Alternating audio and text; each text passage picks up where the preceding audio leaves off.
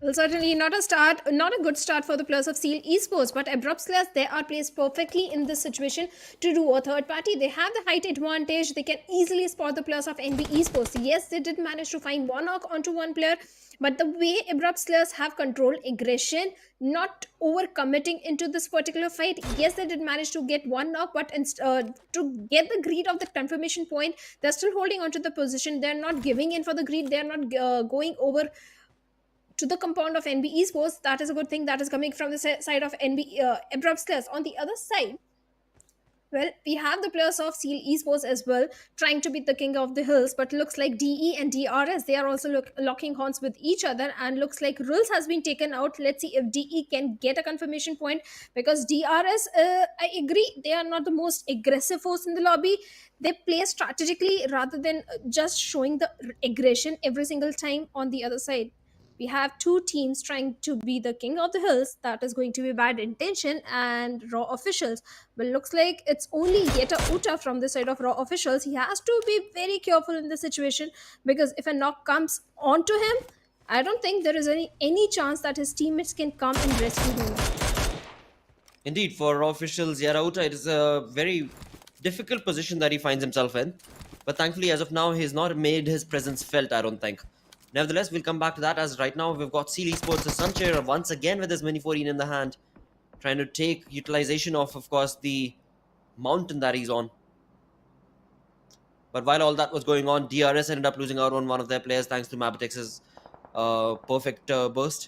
Same can be said for Venom DE as well, as they made that late rotation. They ended up losing out on one of their players as well. So we're left with 59 players, and make that again DE losing out on top, sir. So trouble is definitely now starting to spread across the entirety of the map as teams slowly get into the zone. There isn't too much of an area available to them, and as they make those rotations, of course, you've got third parties being sprayed on upon, and that in turn has resulted in a couple of them losing out on their lives right here in this first game of the day. With that, Mabitex again, I mean, they're most certainly trying, and they have been trying since yesterday as well. But sitting on that 15th position is just not helping their cause right now, with only 14 points from 4 games. Well, only 14 points, but on the other side, talking about the two teams of Miramar that always goes for the northern rotation, it is going to be Maptex Esports and SKYLIGHTZ Gaming. Yes, SKYLIGHTZ Gaming, they do have the control of the western front. At the same time, from the eastern side, there are the players of Maptex Esports, but look like they are in the close proximity to some teams. They're trying to pepper few bullets onto the players of Seal Esports, and looks like Sancher, he better be careful, because either Maptex or maybe DRS will also start shooting in his direction, and that is when he needs to worry about the vehicle explosion that might come in. So Seal Esports better be careful. Maptex Esports, they also need to reposition themselves, because right now the circle has taken a bit of the shift and it is not favoring the players of Maptex Esports. On the other side, we have the players of DRS and I8 going up against each other in the blue, and Maptex Esports looks like one player from their side has also been knocked down. Indeed, for DRS also, the trouble just keeps on increasing more and more, as one of their players has been dropped down. 4MV jumping into the occasion against the players of Bad Intention as well. As DRS on our screens, Gyante is going to be able to give that revival to his teammate. But once that is done, they need to cover almost about 500 meters to get into the zone. So a tough situation that DRS is facing right now in this game. Along with that, in the feed that we can see, STE have also jumped in against the players of I8. Illuminate True have lost out on one of their players. There we can see Stalwart Esports' action. Perfectly positioned right here on top of the compound, was able to stop the rotating team of Illuminate True, which in turn has resulted in them losing out on one of their players, and that is going to be Viper 4 now. But look at the way the zone has played out right here. Towards the southern side, we can see 4MV with a very scattered approach. They're slowly moving into the occasion. As we saw earlier in the kill feed, Doc on the left-hand side, on the western side of the zone itself, was taking shots against the players of Bad Intention. That helped him out for now, but again, will that be enough is what we'll have to see. On the other side of the map, we've got Raw Officials being caught out in the blues, as they are going to have to leave out on Yetauja. The revival is not going to be provided right here. And SKYLIGHTZ Gaming on the side of the map, it seems, have been eliminated. The first team to get eliminated from this game. And DE and DRS, they are still going up against each other. It looks like the numbers of DRS are not favoring the situation in this particular thing, as they are left with only 2 players. But Seal Becca is up for a close frontal battle with Valley from the side of Maptech Esports, and Valley goes down. At the same time, Leo OP goes down because of the play zone. But Maptech Esports, well, they have been eliminated at Seal Esports, eliminated the last man from their side. And this is not looking good for the players of Maptech Esports as well, because they have been eliminated after getting just one single point. But now we have the players of Stalwart Esports somewhere on the northern side, and looks like IC has a vague idea where Nova could be from the side of I8, and Nova is all by himself, but NB Esports Mondo finds a perfect knock onto the player of Seal, and looks like both the players of Seal Esports have been eliminated, and now Seal Esports also bids bye-bye at 14th spot. NB Esports, the aggression they are bringing is on point, 5 defeat points with no casualties at all, so they are looking strong, but they also have to move inside the circle and be careful of the players of Abrupt Slayers, because Abrupt Slayers, they do have a good position in this particular circle. Indeed, and not only that, but STE as well. But on our screens, we've got TRZ. It is going to be Mamba taking shots against the players of DE, where True Love Sir has been dropped down, but Slayer being in the same compound and same building is going to be able to give that revival. But look at that in the feed. NB Esports' Speak was not entirely sure what he was trying to do over there, but sadly ends up blowing himself up right there, and that is being utilized in favor of raw officials right there. Where Yetauta, we were talking about it, I was bringing it up, where it seemed like they were caught out and the might not be able to get a revival, but Yetauta was given a revival, and now he has provided a perfect point to his teammates as well, as the team of raw officials are also sitting with a comfortable 4 defeat points, and all 4 players still standing towards the northern side is where they've made an entry into the zone right now. But the fight has just started. It has just begun. There are so many teams around in the vicinity that raw officials are going to have to be very sneaky and careful about. Well, certainly they have to be very careful, especially the players of raw officials, as Claw has been taken down. Yes, Zordi is going for the rescue mission, but look at the position of NB Esports. Even they are not in the best of the spot right now. Abrupt Slayers, they do have a good compound to their name. We have the players of Bad Intention also in the nearby vicinity, but I don't see any chance of a third party happening in this situation. But Bad Intention, they have their own worries, because Sim is holding on to a little shag, and a grenade comes from the side of Apex, takes him down, and follow-up grenade will be the reason for his demise. Bad Intention, this is not looking good for them at all, as they already lost one player, and Shoycott comes out in the open, and 4ME Doc with that mini 14 is delivering hefty damage, and looks like Shoycott is surviving on a sliver of HP, but for how long can he survive? The rescue mission onto his fallen teammate that he's trying to provide right now could be the reason that he can be eliminated in this situation, and look like this is the thing that is exactly happening, as Bad Intention have been eliminated. Now we are left with only 11 teams and 38 players. Indeed, and all of that, look at high voltage right there in cyan color on the top right hand side of our screens. We can see on the map they are towards the southern side of the zone and looking very, very comfortable. They've got nothing to worry about as of yet. But on our screens also we've got DE against the players of TRZ, where DE, they're just holding on steady in the compound, but TRZ have made an entry. Steel shot with the UMP is going to slowly try and climb those stairs and maybe even make a break for it and get some points away from this, but it's not going to be an easy task. It is going to be, of course, 4v3 situation right here between these two, as we've got DEADEYES losing out on one of their players. On top, Servos lost to the cause earlier, and now Slayers has also gone down, so it's a 4v2 affair. But what a perfect entry right there from True Love, as he moves down and again mows down the players of TRZ. Mamba goes down, Degree has also been eliminated, Mad Cat and Steel Shot, the only 2 players surviving, and of course for now it's a little bit of a lull right here in this fight, because both of these players and teams are going to be, of course, trying to get the revival on their teammates and comrades, and that is where TRZ will have an upper hand, because DE, they had 2 of their players knocked down, whereas for TRZ it was only 1. But now it is a 2v2 situation in this building, because we can see Mad Cat, he's already too far away in a different compound altogether, and this nade from Mamba could very well be the decisive one, or perhaps not, because it was only a sliver of HP that Slayer Sir is surviving on, but it's still somehow keeping an edge, providing him with the perfect opportunity, and with that he's going to be able to spray down another player. Steel shot goes down. TRZ, what an incredible journey they've been on right here in this fight, where again they had the numbers advantage going in their favor, but DE, they stood true and tall for a very, very long time. Eventually, of course, they get eliminated. 9 teams remaining right here with 30 players in total, and T2K is just now getting started. Well, certainly, because look at the amount of teams that are in close proximity to the players of TRC. We have the players of T2K, we have NZ also from the side of Stalwart Esports, we have the players of DRS as well. DRS, well, they have been eliminated, but still we have the biggest threat for the players of TRZ, that is T2K, because T2K, they are in the perfect spot to gatekeep the players of TRZ, and NZ, he can do a third party, in fact, a perfect third party, but right now Stalwart Esports, they have their own worries, as I can see one team in purple that could be the plus of raw officials. Yes, it's raw officials in the close proximity, and looks like action has taken a little bit of damage from the shots that were coming from the set of raw officials. But 4MV, well, they're also doing a third party from the backlines, and they have managed to take down not just 1-2 players from the side of raw officials, and Stalwart Esports looks like their numbers are also dwindling down. Well, raw officials, what an incredible game this has been till now as well in this, because they've got 8 defeat points and they're still not deterred, and they're taking on the players of STE. The only trouble right now that raw officials are facing is, of course, that they got sandwiched. From one side it was STE, from the backlines it was 4MV, which all in all just resulted in them not being able to do much in that fight. But raw officials have still done miraculously well for themselves. With the 8 defeat points, it is looking like a good game for them as they get eliminated on the 8th spot. But now STE, again, from one fight to the next, they push on through, as now they've got TRZ's players in their crosshairs from the far away distance. It's going to be Tops with his, of course, Mini 14, and up front, up close, is going to be Ners with quite a lot of damage that he's taken. No usables that he's got.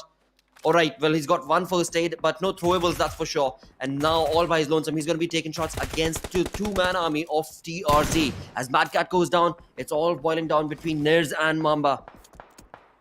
Now, Ners does not have a throwable. That is something that could maybe trouble him, but it seems like Mamba is also not using any of the throwables, so maybe he's out as well. And this is where, of course, this 1v1 situation is not going in Ners' favor. The final first aid right now is being popped right there from STE's Ners. And once again, this could have been the moment that Mamba could have capitalized had he had a Molotov, a nade. But that is not the case, as they get eliminated from up top. It was Tobbs from STE. With his Mini 14 tap shots, going to be able to annihilate the players of TRZ, as now we're left with only 6 teams surviving.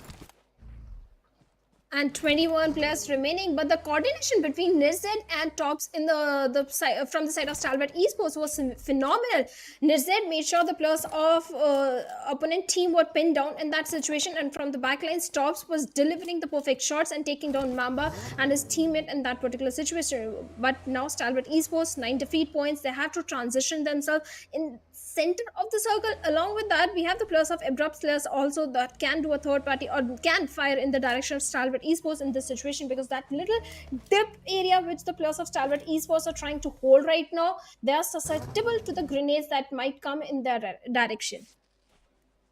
That most certainly is true, but we'll have to see if at all any other team wants to take on this sort of stance against the players and a team like this. But for now, all the teams slowly but surely are making an entry into the zone itself. From the western sides, we saw 4MV make an entry.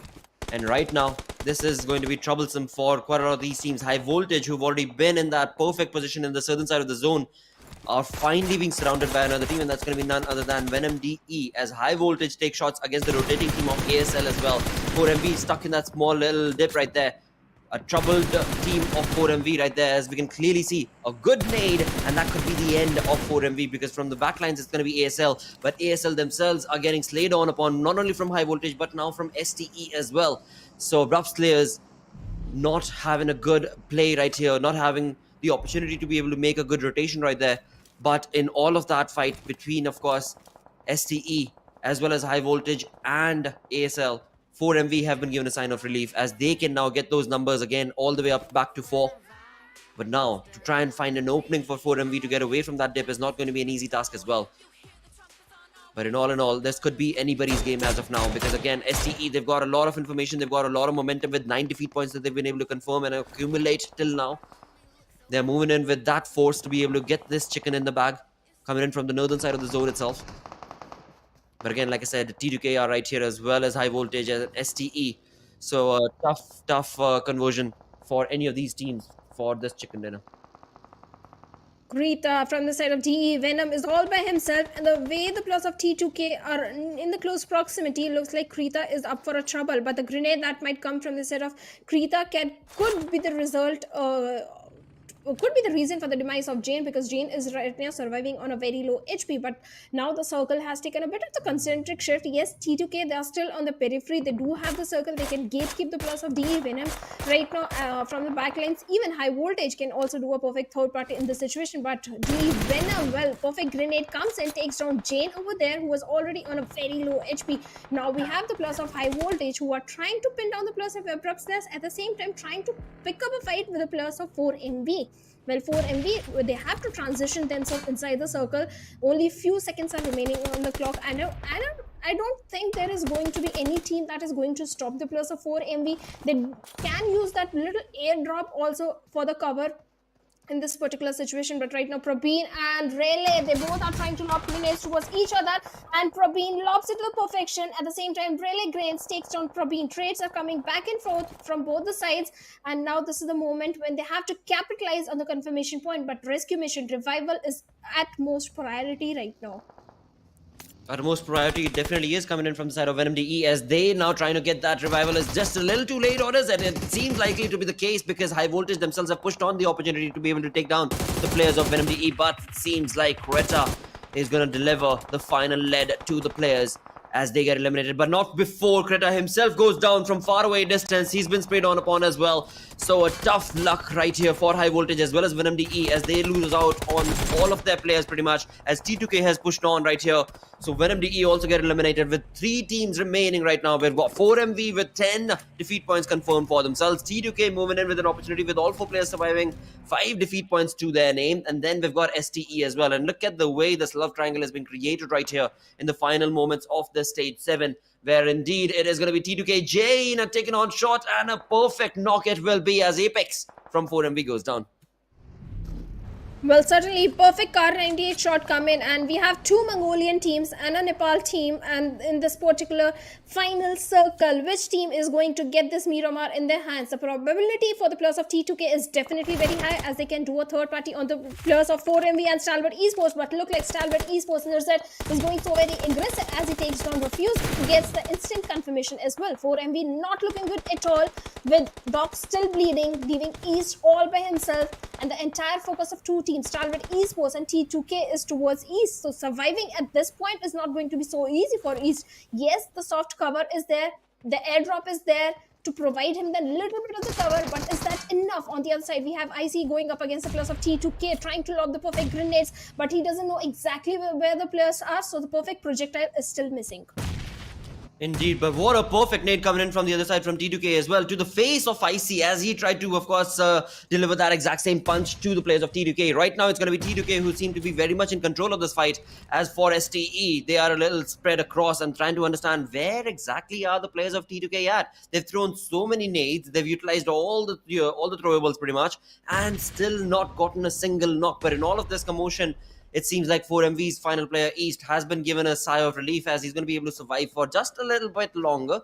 Let's see though, will T2K Jane, as he's moving up and close right there, will he drop down?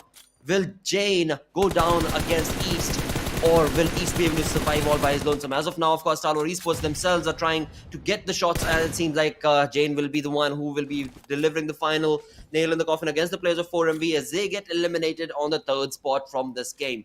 Now it all boils down to Stalwart Esports against T2K. A 3v4 affair between these 2 teams, where STE, Stalwart Esports, have been able to accumulate 11 defeat points. But look at this, T2K, the positioning from Suyog right here from the back angles, of course, the cover that he's created for himself as well as his teammates is going to be quintessential in just a few minutes. But right now, the opening that both these teams are looking for has not yet been provided. But that opening Jane is trying to bring, as he's trying with those grenades to take down IC over there, but IC is still surviving, hiding in those little ridges, those little dips over there, and Jane is not overcommitting in this particular fight. Yes, the throwables are being used in this particular fight, but nothing is coming out of it. But Reg with that M416 takes down IC over there, and now things are not looking good for the players of Stalwart Esports, as the numbers are not in their favor. Now it's a 2v4 situation if they don't manage to get a revival onto IC. But the Molotov that came from the side of Jane could have been deadly, but Tops managed to take down Jane over there. So now T2K, well, one man from their side is also bleeding, and Sandesh knows exactly where Nizid is, trying to take him down. but not overexposing himself at the same time. Now, Stalwart Esports, they have a job to do. They have to go for the rescue mission onto the fallen teammate, but looks like that is not going to happen as Reg is carpet bombing towards the side of tops. Indeed, and as he does so, now it is going to be a 2v1 affair between these two, as we've got, of course, Rick going down from T2K. Nares, along with his teammate Top, are just not yet deterred or done from this game as they push on their opportunity to get this chicken dinner in the bag. It is going to be, of course, STE who are playing, of course, the IQ game right here, where T2K, they thought they could subdivide the entire fight between themselves, but it has just not taken place. But now, the player Tops goes down, so it's all boiling down to Nares, a 2v1 affair between him and the final players of T2K, and he won't be able to do much because T2K is strafing across, moving all along with the spray, connecting the shot, going to be able to take the chicken dinner by themselves. An incredible conversion from the side of T2K, but nothing can be taken away from STE as well, because when it comes to the elimination, the defeat points, Stalwart Esports had quite a lot as well. Well, certainly they had a lot of elimination point, but this game belongs to T2K. They missed it yesterday, but finally they get it on day number 2 in the very first game with 10 eliminations, 1849 damage, and total of 20 points. Now in the overall ranking, they're sitting on the 6th position.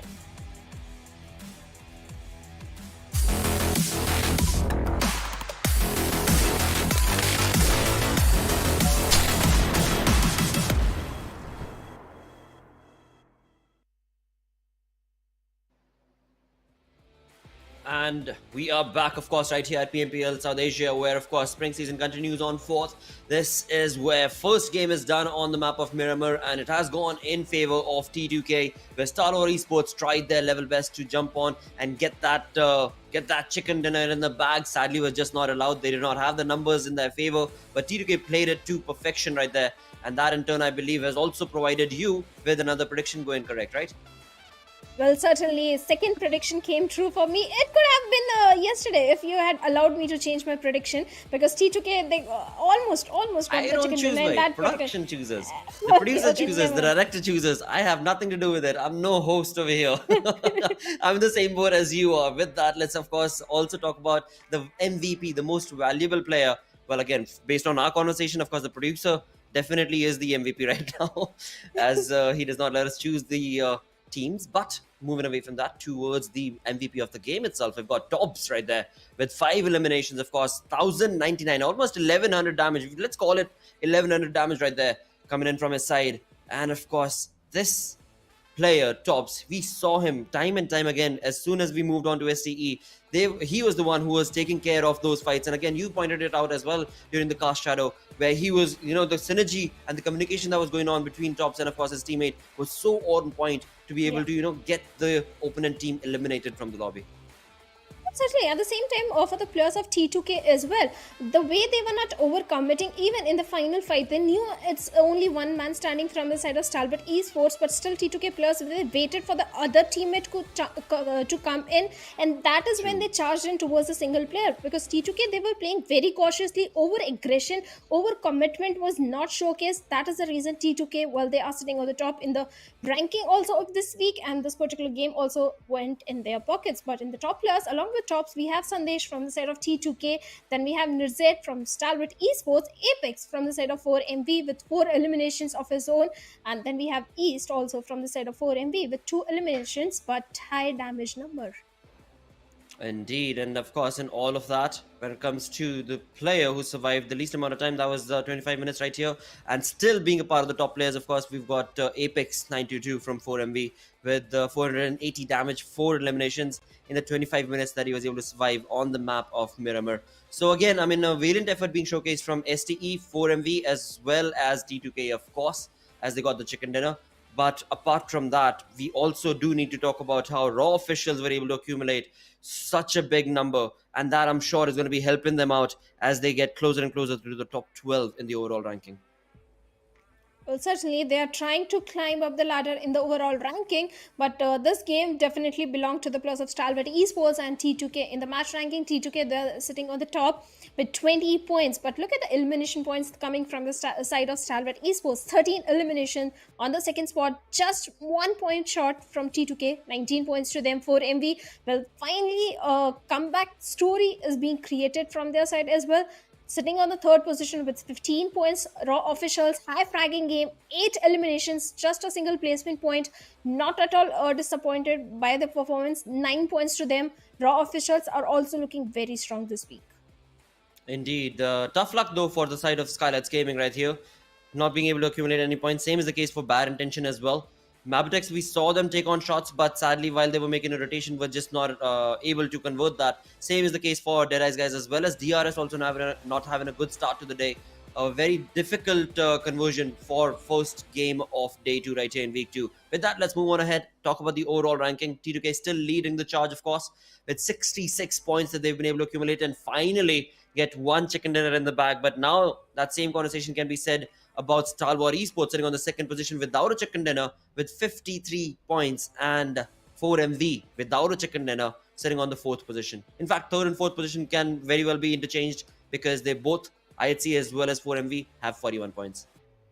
On the other side, Bad Intention, SKYLIGHTZ Gaming sitting on the bottom with 7 and 8 points respectively. TRZ, few good individual fights, but nothing big coming from their side as well, sitting on the bottom of the leaderboard. So definitely SKYLIGHTZ Gaming is one of the name I'm not expecting to see where they are in the ranking of this particular week. So SKYLIGHTZ Gaming are yet to spread their wings. Maybe in the next game. This game also, SKYLIGHTZ Gaming, they had a very good position. They had the entire control of the northern side, but the split that always comes from their side is the reason that individual players are picked up. First it was Seal Esports that tried to dish damage towards the side of Mafia Ninja. Then it was some other team. Player by players, SKYLIGHTZ Gaming are picked off. So this is something SKYLIGHTZ Gaming needs to work on. That yes, you need to split up to get the information, but you also need to regroup as soon as possible after you get your resources done. Absolutely, and that is something that I'm sure SKYLIGHTZ Gaming are going to be able to implement because we've seen them actually, get that exact same gameplay like you mentioned played out from their side as well.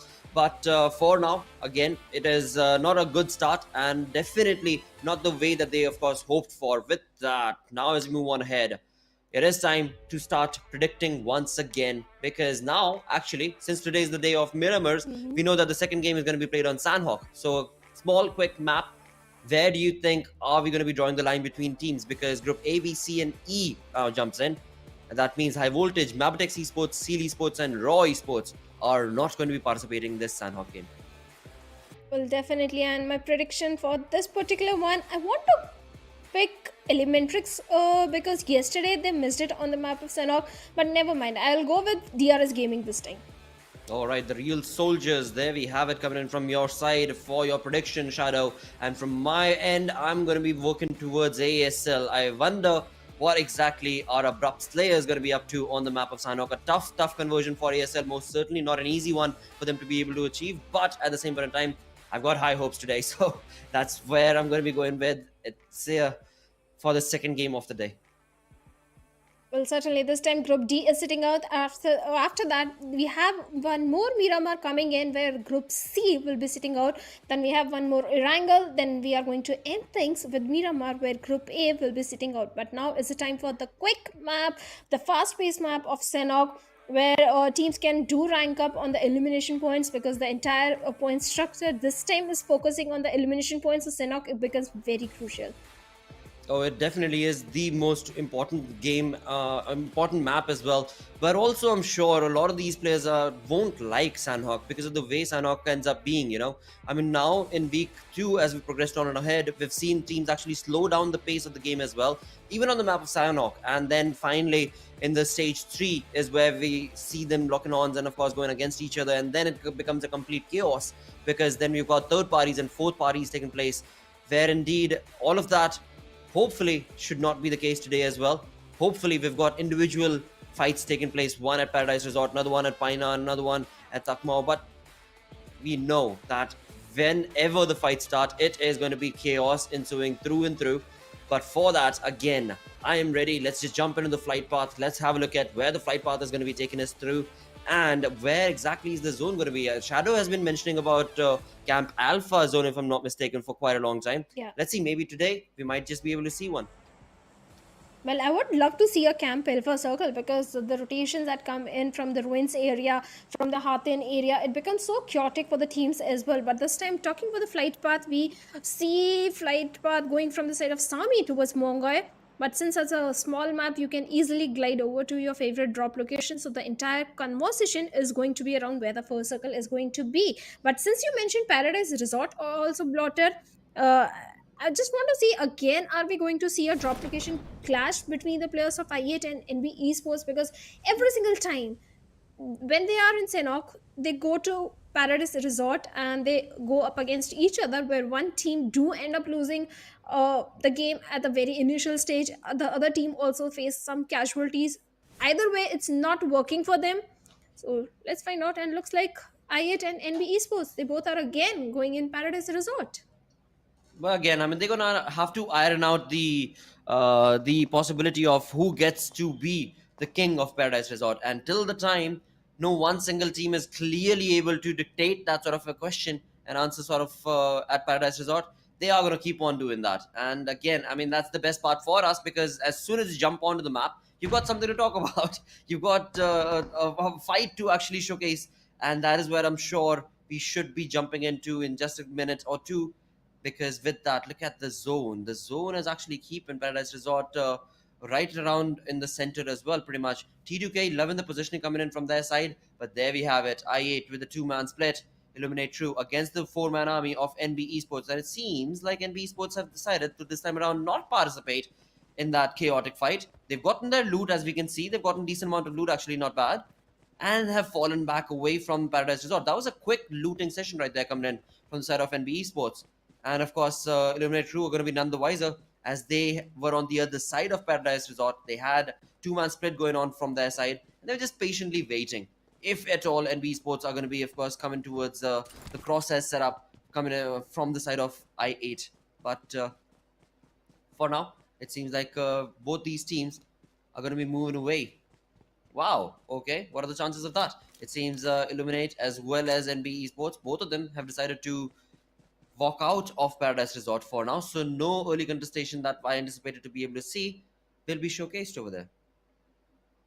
Well, certainly on the other side, T2K Jane, well, NB Esports, yes, the plan was perfect to grab a quick loot, go for the secondary loot on the smaller compounds, not engage in a fight with the plus of I8, but then failed to read the position of T2K Esports, because T2K every single time they go towards the northeastern side of Paradise Resort in a split position, and that is where Jane capitalized and took down one player from the side of NBES.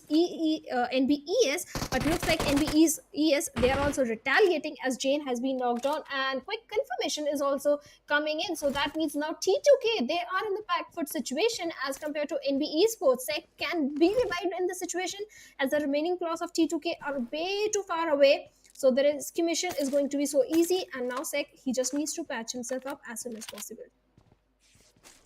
Indeed. So perfect conversion right there in that fight, at least for NB Esports, as they did get a defeat point and were, of course, able to eliminate their opponent in front of them. Right now, of course, as we move on ahead towards the other side, we've got Illuminate's Sky bringing in a Molotov against the rock, from which, of course, Sleepy is hiding. But that could be a lot of detrimental positioning right there. No, never mind. It's a smoke. It's a smoke being thrown from the side of Sky.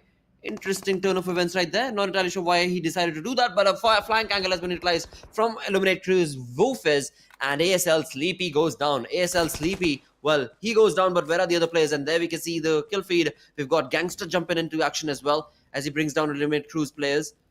But it seems like revival to Sleepy is going to be very, very tough. As we can see, Chari on the other side of the map itself, or rather other side of the road itself, top of the mountain, is trying to get that cover fire taken care of, and in turn is going to be able to get a defeat point also confirmed for himself. So perhaps there is still a chance for ASL to be able to get Sleepy revived and also eliminate Crew. But will that be the case or not? Let's find out.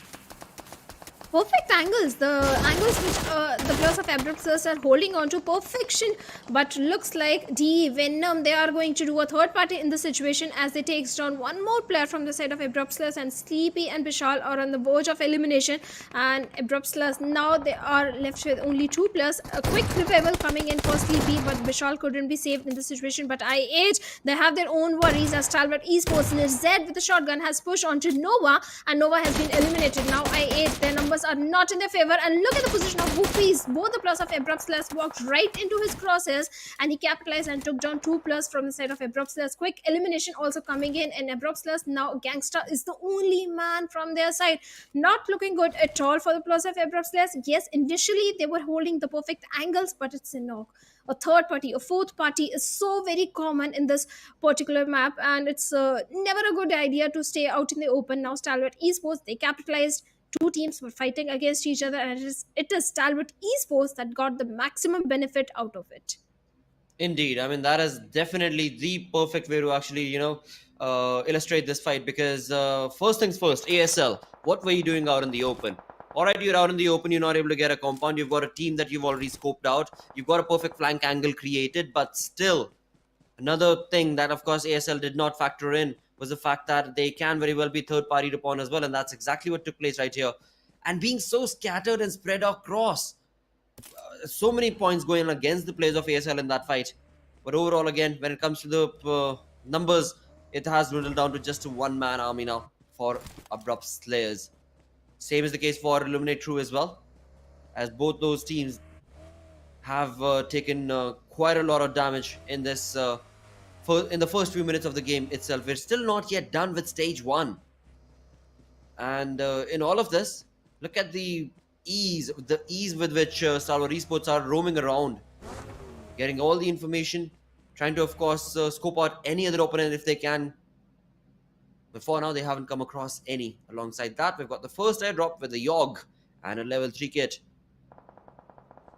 There are in fact two teams. We've got SKYLIGHTZ Gaming and we've got Venom DE, who are right around to be able to participate in that airdrop Groza. But we'll see if they do so or not.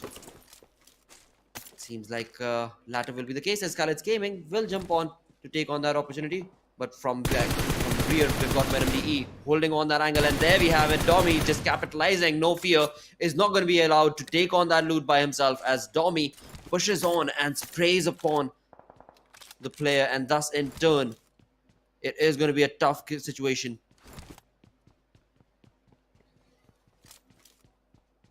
Well, certainly it's going to be very tough for the Plus of SKYLIGHTZ Gaming. Last game of Miramar didn't go in their favor. This time also, No Fear was caught out in the open. Yes, he went for the airdrop without scouting the area properly.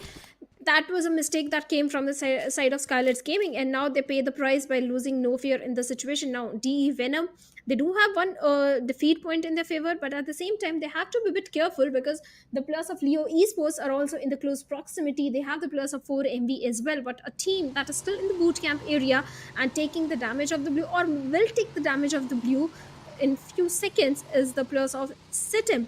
So they need to be a bit careful. Northern side, we have the Plus of IHC having a good position, and DE Venom are going up against the Plus of Leo Esports, and looks like Leo Esports one player has been picked off, and Domi can get an easy confirmation onto him, but looks like to save the teammates of Leo Esports, Plus with the buggy is closing in the distance just to be taken out by Domi. Now Domi has 2 bleeding players from the side of Leo Esports. Instant confirmation coming in, but look at the position of HIGHVOLTAGE. He has his own troubles, as he is in the compounds of SKYLIGHTZ Gaming. A 1v3 situation for him, or maybe a 2v3 situation for him if his teammate comes by. Absolutely, that could be how it could be played out. But let's see. Now we have, of course, Smokey along with the Hadami. The 2 players from Leo Esports have jumped into this fight, but for SKYLIGHTZ Gaming, they're being very, very quiet. Nima and AJ, they're not letting know of their positioning whatsoever at all. That in turn allows Leo Esports' Hadami to be able to get out of the compound that he was in, and then reset up for this fight. And the flank angle that is created right here is perfect to be able to get the information, but he also needs to be careful that after all, you are on the map of Sanhok, and T2K up on top, we can see, can bring in a very good third party in this fight against Leo Esports and SG as well. So tricky conversion right here for Leo Esports. It's a 3v2 between these two teams. But look at the crazy distance between Mr. Smokey and Hadami.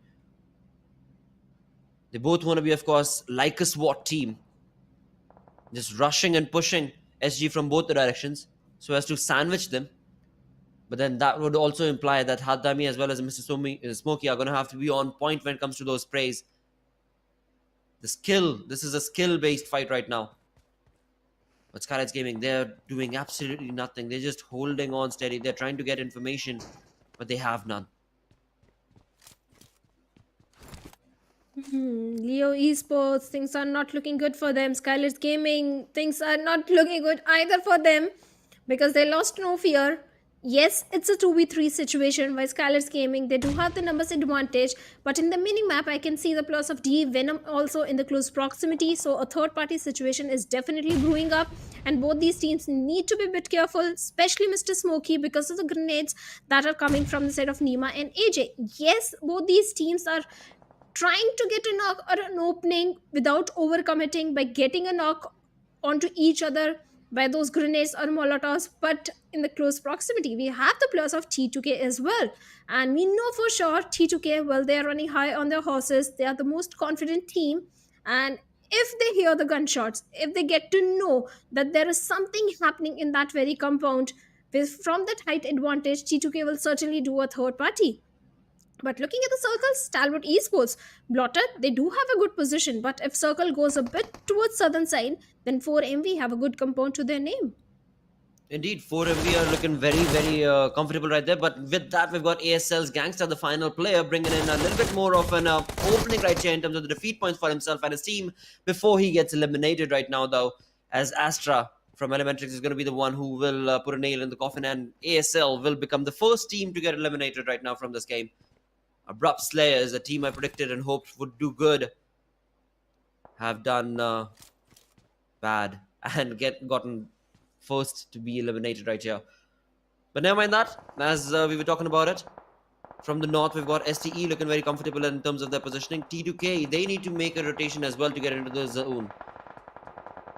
But to get into the zone, they need to be able to take on fights. And for now, we can see that they themselves have bad intentions, keeping their crosshairs against the players of T2K. And now we've got Deadeye's compound being sprayed upon from the side of IHC, as IHC's Dem over the UMP in his hand going to be easily able to slay Slayer from DE.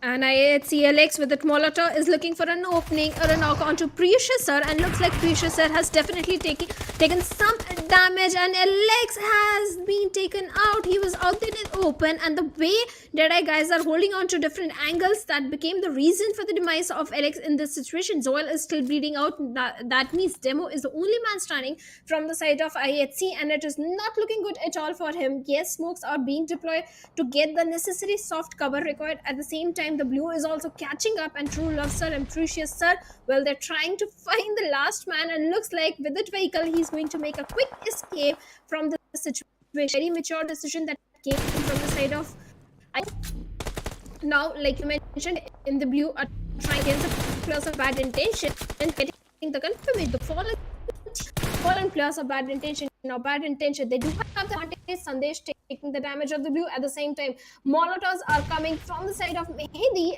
and this could have been deadly, but Sandesh has repositioned himself. He has to come out in the open. There is no second chance that he can survive in the blue for a very long time, because, hey, you have to move inside the circle, otherwise Prison will take you down. Indeed, and that could very well be the case right there for that player of T2K. But will bad intention allow that? It seems like Sandesh is going to be jumping outside, and with that, what a perfect spray coming in from his side, as he's going to be able to spray down his opponent. And not only him, but also Alpha, bad intention's teammates, they are going down, as Alpha goes down along with, of course, Shoykot and Sim. Now it all boils down to, of course, Mehed as to what exactly is he going to be able to do. But from the backlines, it seems like T2K Rig with the DBS in his hand is going to be pushing on the luck. And Bad Intentions' luck has been destroyed once again, as they get eliminated on the 14th position, 14th rank right there, with only one defeat point. 13 teams remaining right now. IHC were left with just a one-man army. Same is the case for Deadeye's guys as well. And now we go back to the fight that we were a part of earlier, as Leo Esports, they've lost out on Mr. Smokey. They were just a two-man squad. Haidami, all by his lonesome, have been able to take on those shots and sprays against the players of SKYLIGHTZ Gaming. Nemo was dropped down. Nofia has been eliminated earlier itself. So 2v1 situation right now against the players of SKYLIGHTZ Gaming. But that perfect cover coming in from the side of course, Leo Esports' player is not going to be able to do much because two individual angles were being covered over from SKYLIGHTZ Gaming player Mafia Ninja and AJ. And just like that, they are going to be able to get 2 defeat points. But now it is time for them to move out as well. As we can see in the minimap, the Blues have caught up to them. They are still a 3-man strong army. So SKYLIGHTZ Gaming still has a lot to prove and a lot that they can do as well. But T2K, sadly, they've lost out on all of their players. Reg, the final player surviving right now. Well, certainly the Venom, they picked off Sandesh, leaving Rig all by himself. Now Rig has to be very careful. Yes, he's on the periphery of the circle. He better hold on to his position until the circle goes away from him. On the other side, you have the plus of Stalwart Esports picking up the plus of Sitim, and looks like Dobu has been eliminated, and the Venom, this time they're looking so very confident. 4 elimination points just by Domi, total 5 defeat points. Are looking so very aggressive, and looks like Demo showed up on the compound of Rig, and Rig eliminated him. That means IHC Esports bids bye-bye at 12th spot with 3 elimination points, and Stalwart Esports, they're still picking up the plus of Sitim Esports, and Sitim has been eliminated. Now we are left with only 10 teams, 29 plus remaining. Stalwart Esports, they have to move inside the circle. NB Esports still taking the damage of the blue, but Mondo from the blue takes down 1 player from the side of Stalwart. Indeed, Stalwart Esports IC has been caught out as well as Mondo from the Blues is bringing on a lot of damage and destruction and mayhem against the players of Stalwart Esports as STE are left with action right now. IC was dropped down. NB Esports also participate, of course, as they from the Blues have been able to take on the fight to the face of the devil. That is going to be STE right now as Nirs also goes down. Mondo is on fire from the Blues right now with just level 1 helmet and a level 1 vest. He has delivered some crazy slaps right now to the players of STE as just a minute ago STE were looking very comfortable with the 4 players surviving. Now they've been dropped down to just a 1-man army. We've got 4 teams in this lobby sitting with just a 1-man army, and that gives the advantage towards a team like 4MV, towards a team like DRS, maybe even Venom DE, because they are the ones who have all 4 players still surviving. Well, they do have the numbers advantage, 3 teams, but Mad Cat needs to be a bit cautious in this situation. And same goes for the players of DRS, because DRS, well, they have no idea where exactly Mad Cat is. And Mad Cat is a bit out in the open. I'm not so sure if he's in a good position right now. Can have a cheeky angle, but still, it's Sanhok. You can't afford to be in the open for a very long time. TRZ, they don't have the numbers advantage, only 3 players remaining, no defeat point as of now. But D Venom, well, looks like they might go up against the players of SKYLIGHTZ Gaming. SKYLIGHTZ, they are way too spread out, and D Venom, they do have a certain height advantage. Look at the position of Rayleigh in this situation. His position is so very crucial. He can take down Mafia Ninja, and he certainly takes him down. Now SKYLIGHTZ Gaming remains with only 2 men. And looks like AJ is also going down by the DBS shots that are coming from Ferhat. Now SKYLIGHTZ, well, they remain with only 1 man. Nima, not for a very long, as he's also down. Now SKYLIGHTZ Gaming has been eliminated at the 8th spot. 7 teams, 18 players remaining. 4MB with the numbers advantage. Indeed, 4MB coming in from the western side of the zone, looking comfortable as of now. They've only made 2 defeat points as of yet. So they've been very slow in terms of how they want to be playing this Sanhok game. And this is something that we were talking about in the pre-game segment as well, that the teams have decided to take it slow even on the map like Sanhok, where a team like 4MV have just gotten 2 defeat points, and that too just confirming 1 right now itself. But never mind that. It's all about surviving till the end and getting that chicken dinner, for which, of course, Venom DE are looking very, very good because they've got 11 defeat points. As we talk about that, Stalwart Esports get eliminated as well, leaving us with only 6 teams in this lobby. DRS finally jump into action as Rules OG has been able to position himself in such a perfect position, such a perfect angle where he's been able to take down and, of course, look and get the information against the team of Venom DE. Now, Venom DE, they are in a... well, they were in a decent position, or rather, I thought their position has not even been compromised as of yet. But it seems DRS Rules OG found the perfect angle right here that we can see. Once again, Venom DE have absolutely no idea where they're getting sprayed on upon. And on the other side of the map altogether itself, we've got DRS taking shots against the players of 4MV, and 4MV's numbers are dropping down. They've been dropped down to a 3-man squad thanks to DRS's approach. Well, certainly. Now we are left with only 5 teams, 14 players remaining. DRS also, they do have the numbers, all the 4 players alive, like you mentioned, Blotter, but not too many elimination points. This is the perfect way DRS plays Sanhok. Sanhok has been the strongest map. They have already gotten one chicken dinner for themselves in the very first week in the map of Sanhok. They can do it again, but right now, Venom Krita picks off East from the side of 4MV. Now 4MV, they have to go for the rescue mission, but it's not going to be so easy because look at the position of East. A smoke wall could be made to save East in this situation, but let's find out if that's going to happen. The teammates are trying to save him. On the other side, Venom, they're keeping all the angles checked.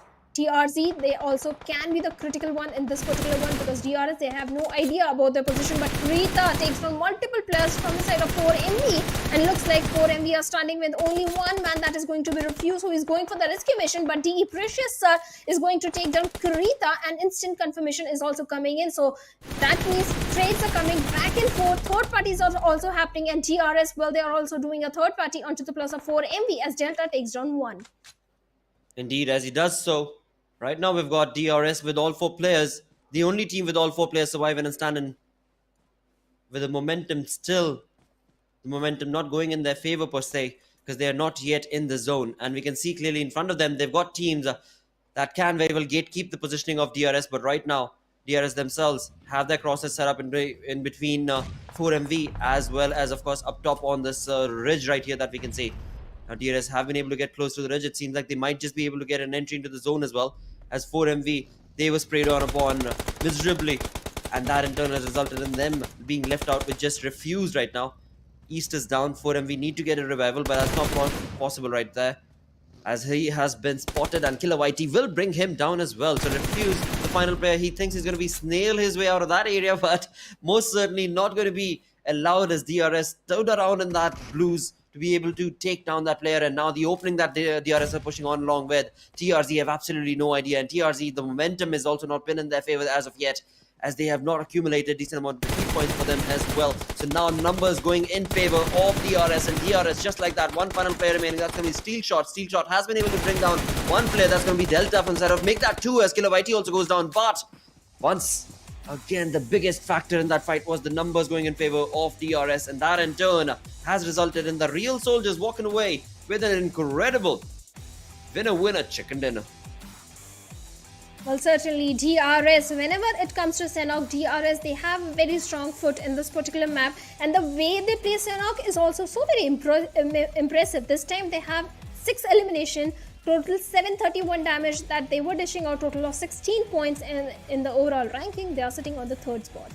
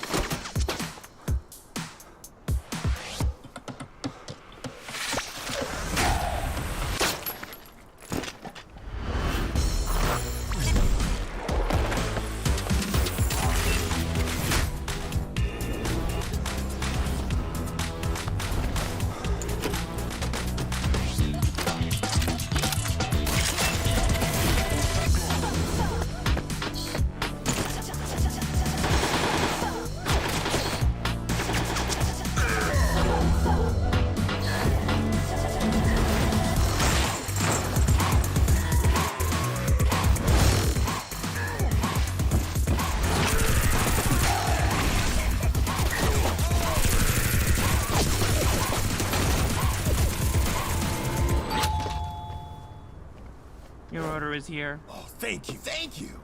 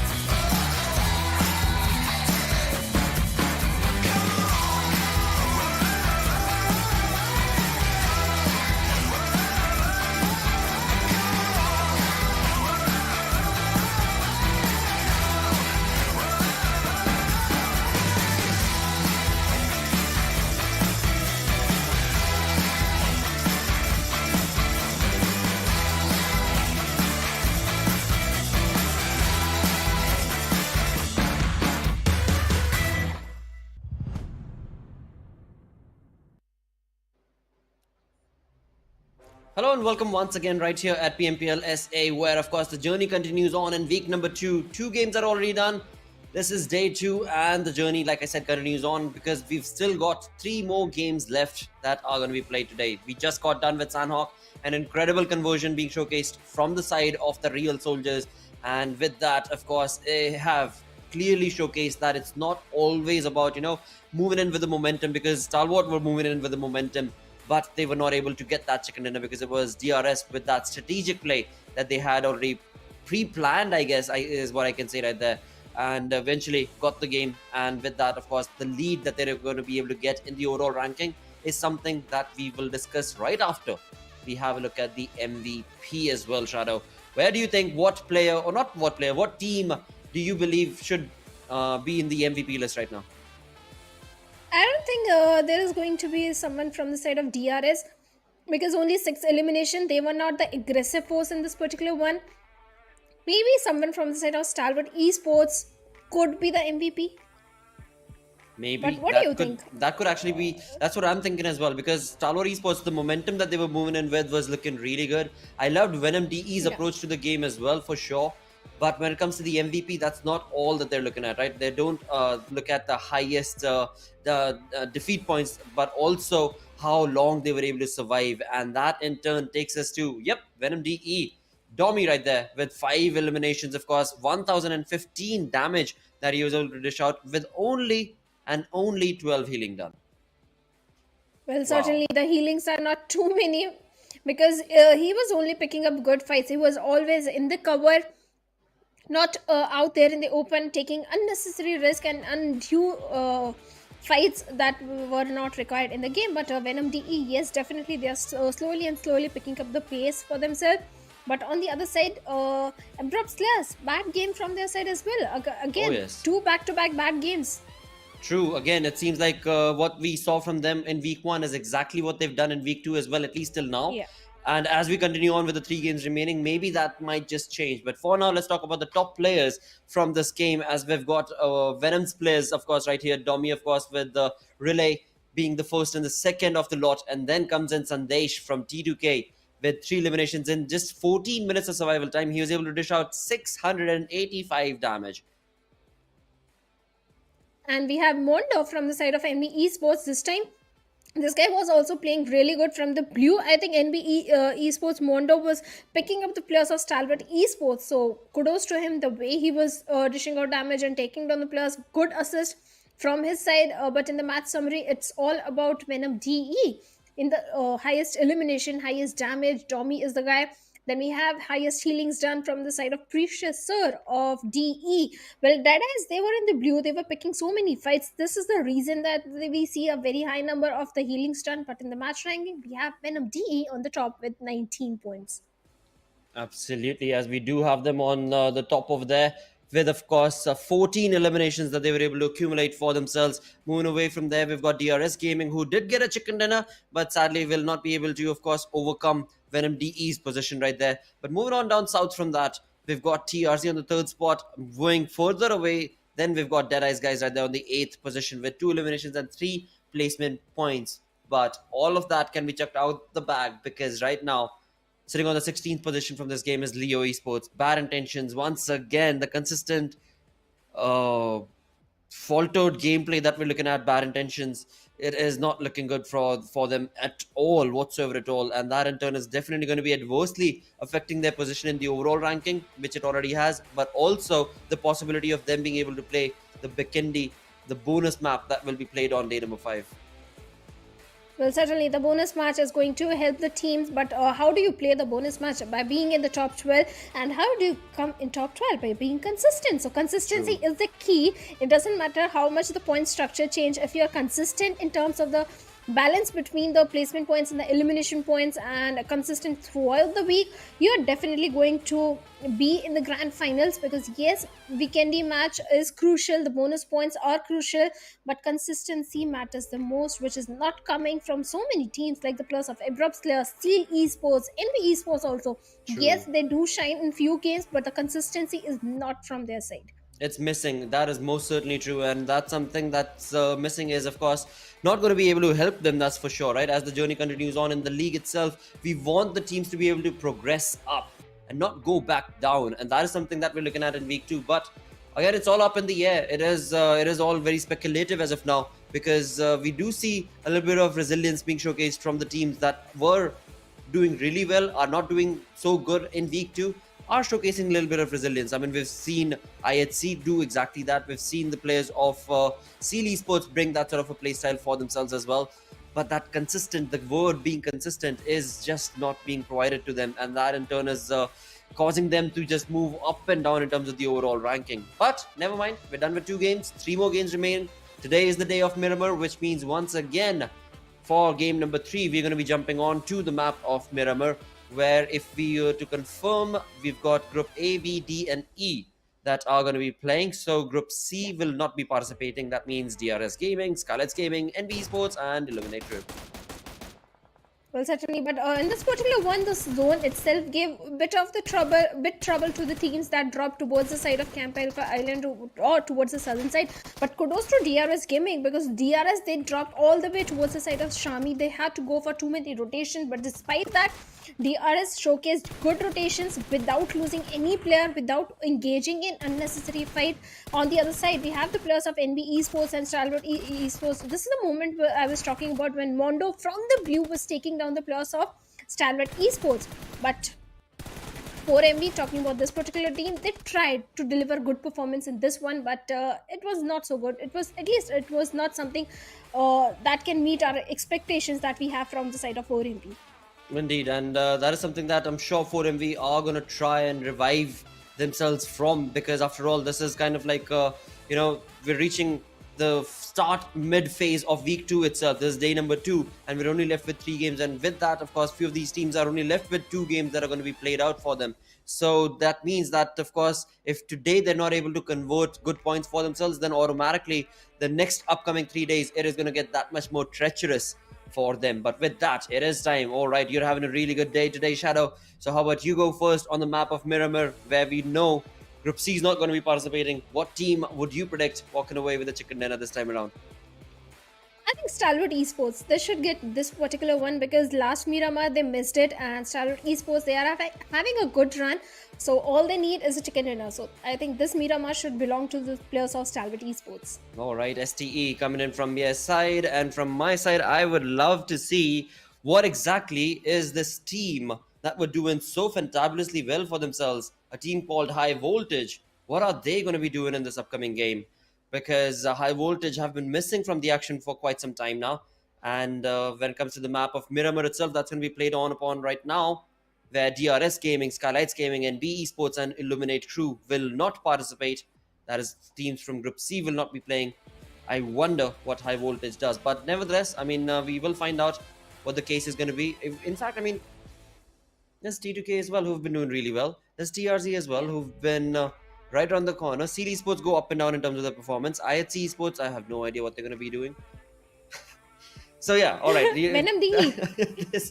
this is tough decision right now. But yeah, I think rather than choosing a team like High Voltage, who I've seen them missing from the action completely, I think I would rather change it to a team like IHC Esports. It's an equal sort of a gamble coming in from both of their sides on this map. But IHC Esports is what my pick is going to be, my prediction is going to be.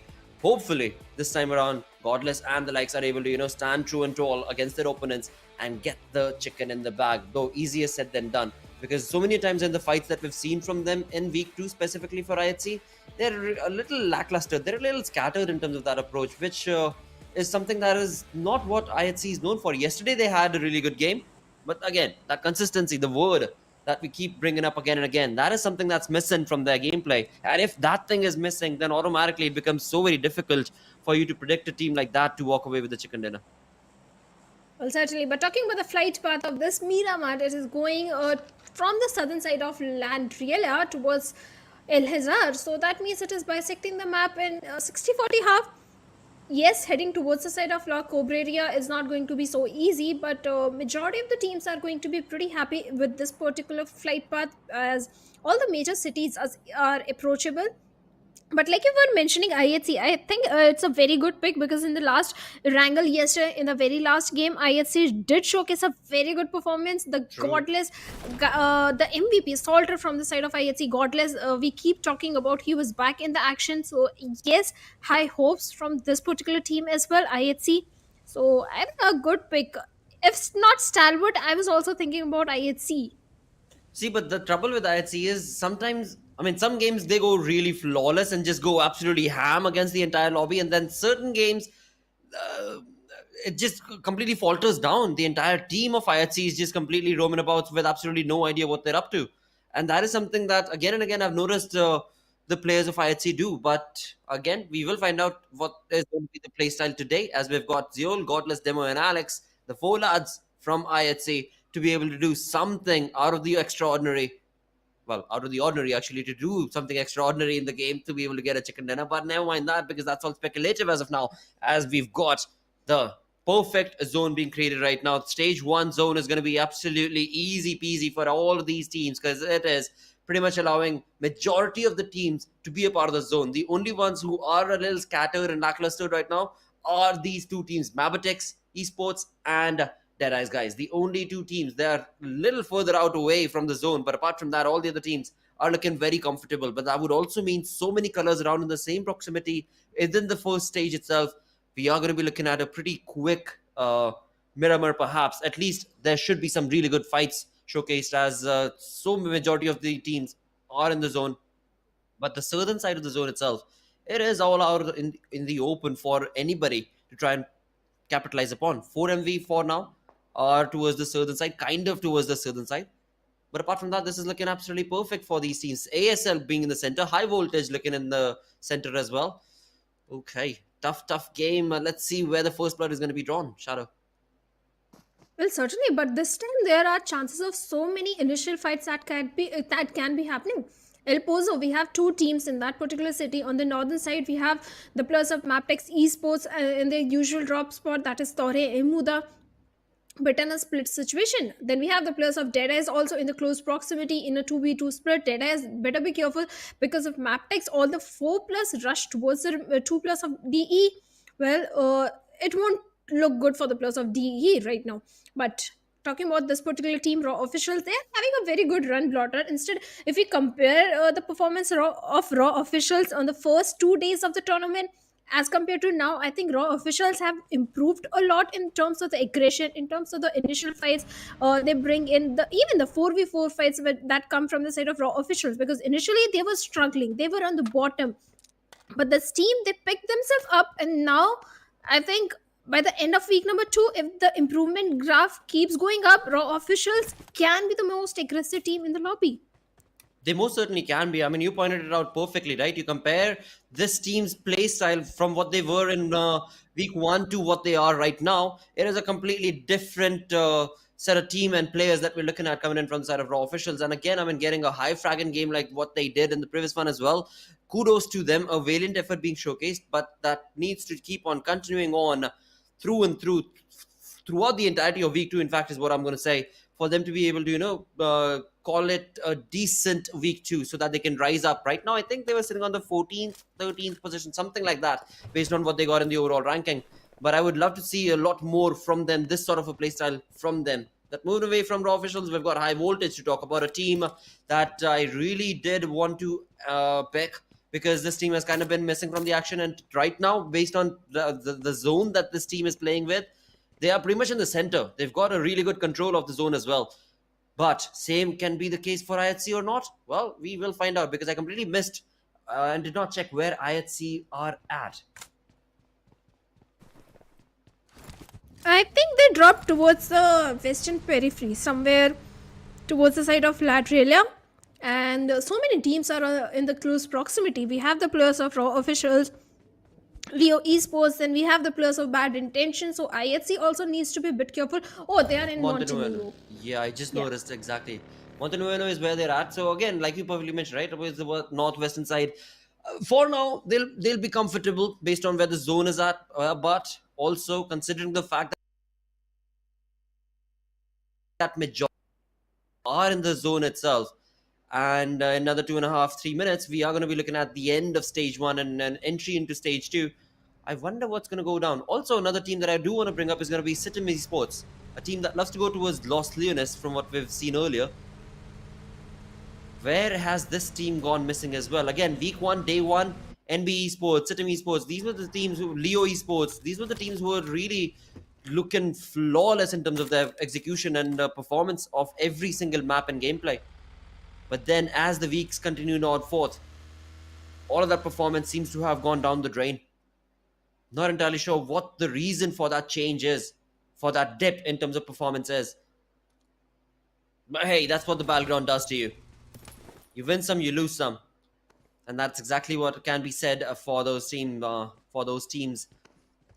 But again, right now, as we are part of day 2 of week 2, this is match number 3 of the day. T2K leading the charge. I mean, talk about this team of T2K. Jane, Sandesh, Suyog, Rig. Been playing together for a very long time. They have a very tight-knit bond amongst each other. And of course, that also improves the communication that they've got when it comes to the team fights that they're a part of. But overall, I mean, you combine their efforts together, especially in week 2 itself, the lead with which they're roaming about in the overall ranking in week 2, it is most certainly commendable. And they do not seem to be wanting to stop anytime soon as well. Well, certainly, they don't want to stop. And in fact, like I was pointing out, that week number 1 was entirely about the Mongolian teams, but the way other region teams are also picking themselves up and showcasing showing good performance, I think it is going to be an entirely different week number 2. Abrupt Slayers, I always say Abrupt Slayers, they shine the most in the map of Miramar. So Abrupt Slayers, this could be the game, or this could be the day when they can redeem themselves and start performing really better, because yesterday also they didn't have the best of the time. Today, 2 back-to-back bad games came from their side, but I don't complain about Sanhok, because Sanhok has never been Abrupt Slayers' main strong map. But Miramar is, and if they don't perform in the strongest map, that is something to be complained about. So Abrupt Slayers right now, they do have a good position to hold on to. They do have the zone, they have everything required. They have the resources also. They don't need the secondary loot, so they're looking pretty loaded and comfortable and cool as cucumber in their compound right in the center of the circle. Let's see though that cucumber approach is going to be able to help them out or not, because this is something that we spoke about Abhi in the previous game as well. When it comes to ASL, they're doing exactly what they did in week 1. The first 2 days they were kind of missing from the action. You kept on pointing out again and again as to where exactly is ASL missing, and then on day 3 onwards they started popping off heads like there's no tomorrow. And pretty much the exact same deja vu being showcased from the side of ASL's gameplay in week 2 as well. But alongside all of that, the zone has constructed on towards itself. It's moving on towards the northern side. Again, quite a lot of colorful teams in their vehicles right now. This game is going to turn into a chaos, that is for sure. We're not going towards an urban finish. That also is clearly indicative of the fact that the zone has moved up north. With that, the first airdrop being dropped on. Godless, if he can get his hands on this, the AMR, it could definitely help him out, but it does not seem like he's going to be stopping. The entirety of IHC are going to be rotating right around the first airdrop, where the AMR is going to be available. But right now it's going to be Leo Esports against the players of Elementrix, if I'm not mistaken, right here. As Elementrix are going to be far out towards the edges, and the compound is taken over by the players of Leo.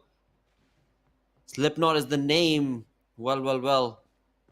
What exactly is going to be the game right here from Slipknot coming in from Leo Esports up on top of that compound? But Elementrix, as we can see, they're surrounding the compound itself. Will they want to take this fight, or are they going to just fall back out of this area? That could be another opportunity they could utilize, and that's exactly what it seems like Astra is going to be doing as he pops the smoke. Make that 2, and I believe he's going to be rushing back out of this position. He has to rush back. He has to fall back to his teammates. Otherwise, the position he is in, Leo Esports, if they get to know Astra is there and the smokes, are definitely going to give some vague idea to the players of Leo Esports. The grenades, the molotovs might come in, and that is where survival for Astra is not going to be so easy. But from the far off angle, look at the position of Orangey. He has a height advantage, and if he has got some sniper and an 8x, I think he can provide the necessary backup required for the players of Elementrix Esports. But right now, Frag, well, he spotted down Dami on the rooftop, did deliver hefty damage to him, but not enough to take him down. At the same time, Elementrix, well, they need to be a bit careful because now we have 16 teams and 64 players remaining. That means not even one player has been dropped down.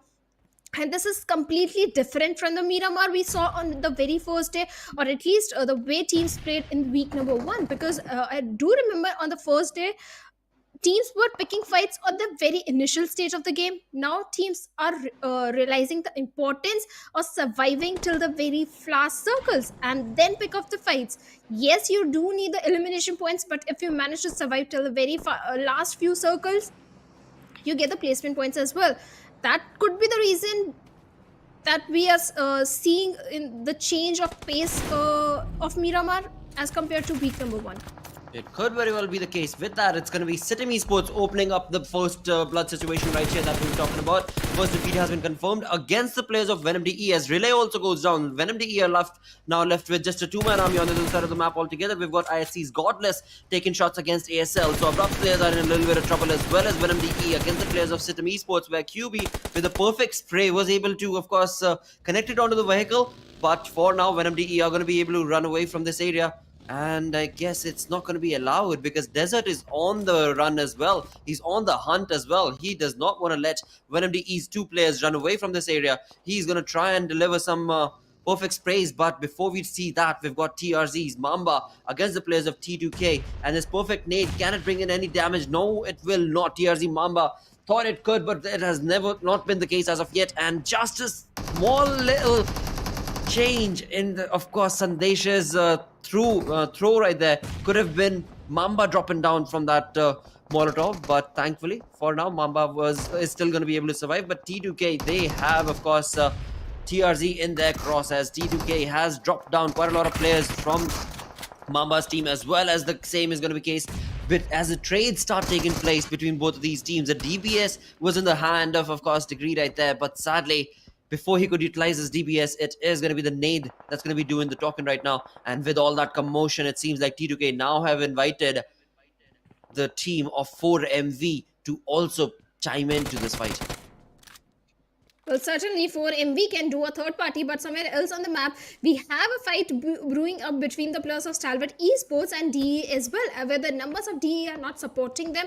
Now DE they have been reduced to 2-man army. But T2K, well, they do have a good concrete to hold on to, but 4MV, they have the height advantage. At the same time, T2K Esports are peppering few bullets in the direction of DE Venom. This is not looking good at all for the players of T2K Esports, as they're trying to grab attention of so many teams. And look at that, DE Venom Domi with that mini 14 takes on Sandesh over there. This is not looking promising for the players of T2K. Rig with that vehicle is trying to regroup with his teammates. On the other side, we have IHC Demo picking up Yeta Uta, rather getting the confirmation onto Yeta Uta from the side of Raw officials. Now Demo all by himself.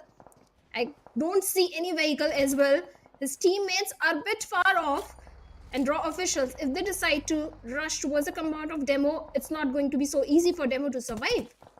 Indeed, and as we look on towards that, it seems like Venom DE is bringing in a lot of hurt damage against the players of Sitim Esports, as well as Sitim were making a rotation. It seems like now in this compound, in this small little area, we've got T2K dropping down one of their players. Rig has been dropped down, but same is the case from Sitim Esports, as well as Desert has been dropped down. So it is going to be a 2v2 situation. But before we jump into a 2v2 affair between these two teams, it seems like Revival is going to be the most important thing, and that is what Sitim is going to be able to get on Desert. And Rig is going to be able to get from Suyog. So a 3v3 situation is what we've got going on right here. But as soon as they jump into this, it seems like TRZ Steel Shot is going to be dropping down Desert once again.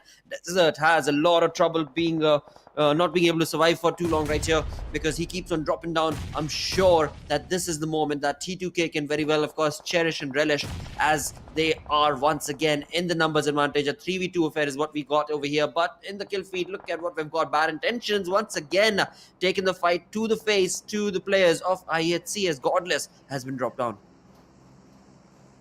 Well, certainly, Sitim, the numbers are not in their favor. T2K Esports, they do have a good cover to their name.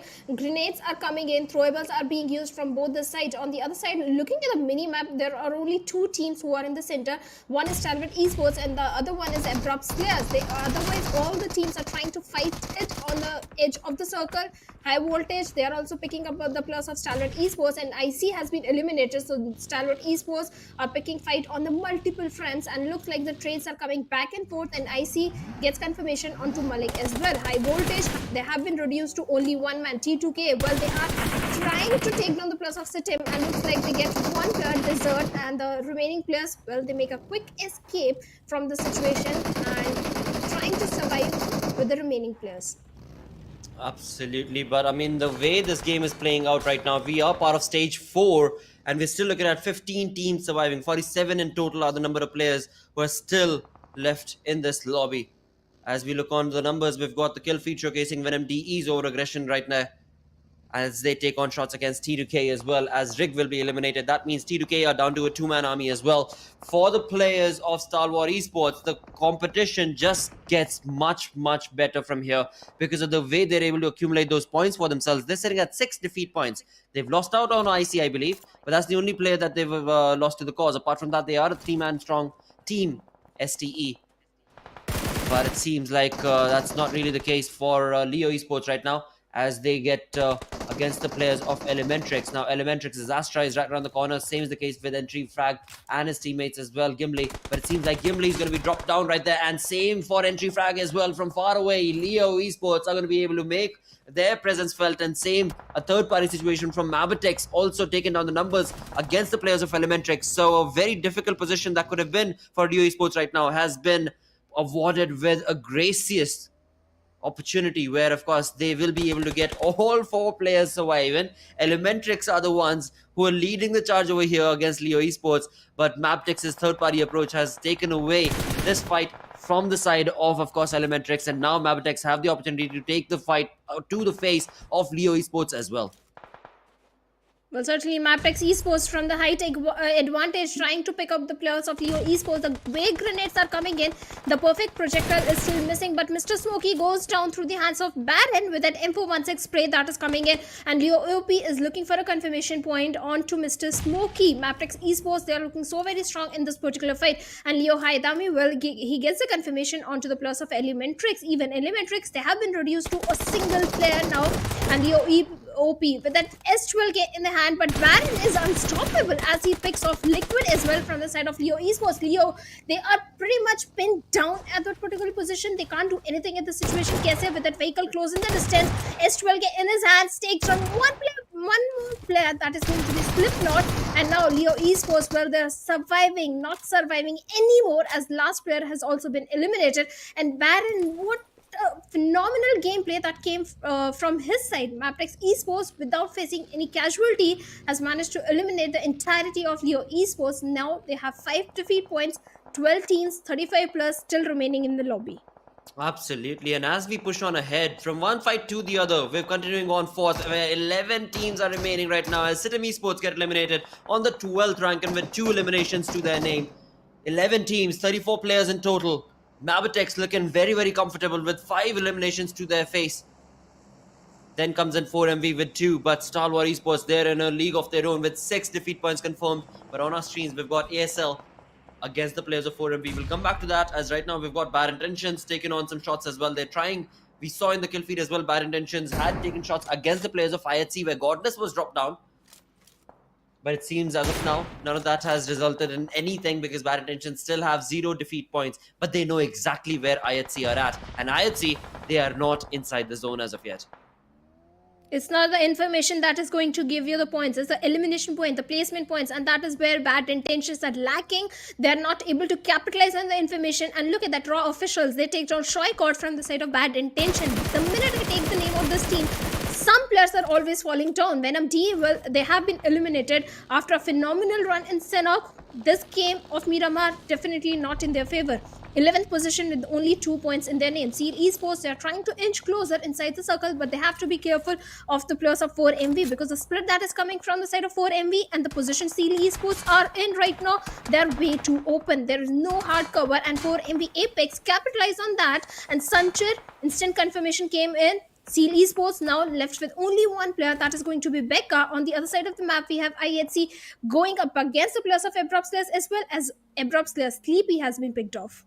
Indeed, it was Godless who was bringing in that charge, but now it seems like Becca from the side of Seal Esports has only a few more seconds remaining right now, because one more nade and that could be it, and that's exactly what 4MV's East going to be providing. And with that, Seal Esports get eliminated on the 10th with only one elimination point. But look at this, from far, far away, 4MV East has been able to scope out and spot out the players of Maptex Kese, but again, the distance is too far off, and right now with that, when it comes to the site that they've got, well, they don't have a good site. They're not going to be able to take on that shot and fight against Mabitex for now. 4MV are going to probably have to fall back. But again, with 9 teams remaining, this is the moment for all of these teams to start shining. And Raw officials have tried that with a Scar in his hand. Claw was not able to claw in much in this fight because Bad Intentions, well, Alpha with a UMP was able to scope out that possibility and thus in turn, of course, get one defeat point for himself. And now Bad Intentions, Stroikot with a mini 14, bringing in those taps against Connects from the side of Raw officials.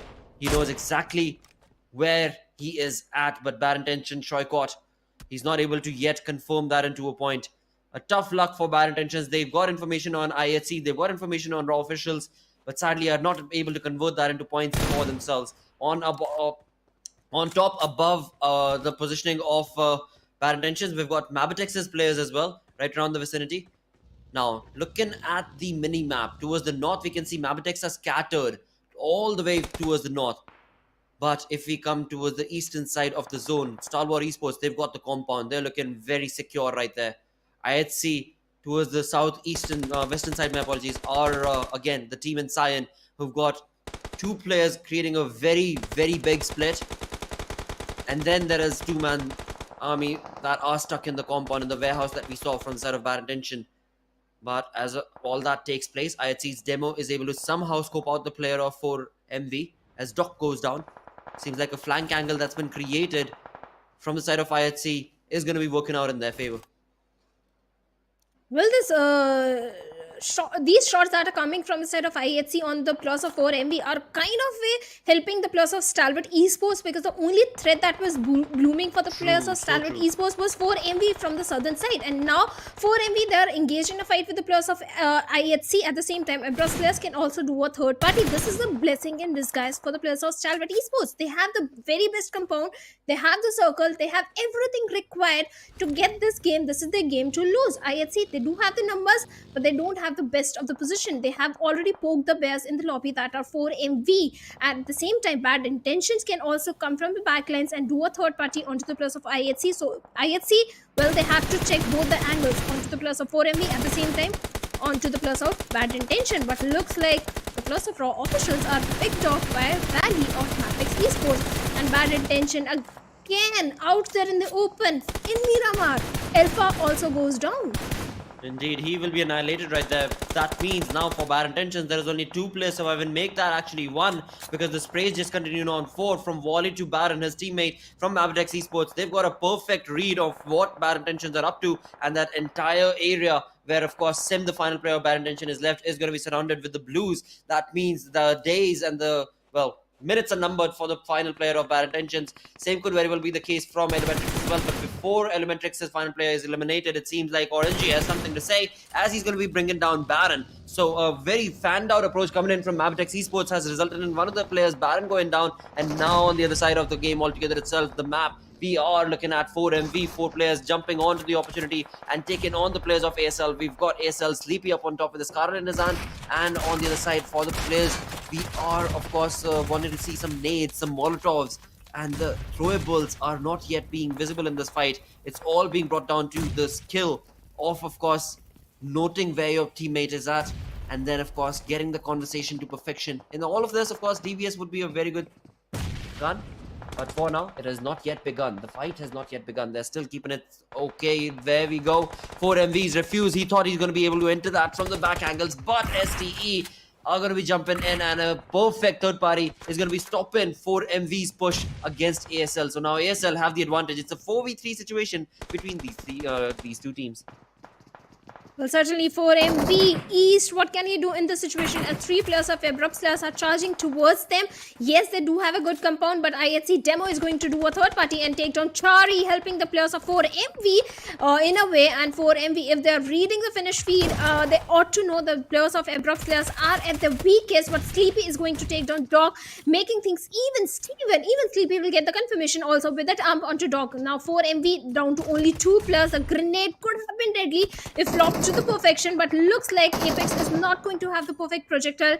He's going to buy some time for himself by lobbing that smoke, but the numbers are not in the favor of 4MV, and the players of Abrupt Slayers are also approaching this fight very cautiously, but East takes on Gangsta over there, and now Abrupt Slayers Sleepy is the only man standing and literally burning in that Molotov, and with that, officials have been eliminated, and Abrupt Slayers Chari, he has to go for the rescue mission as he's the only man surviving.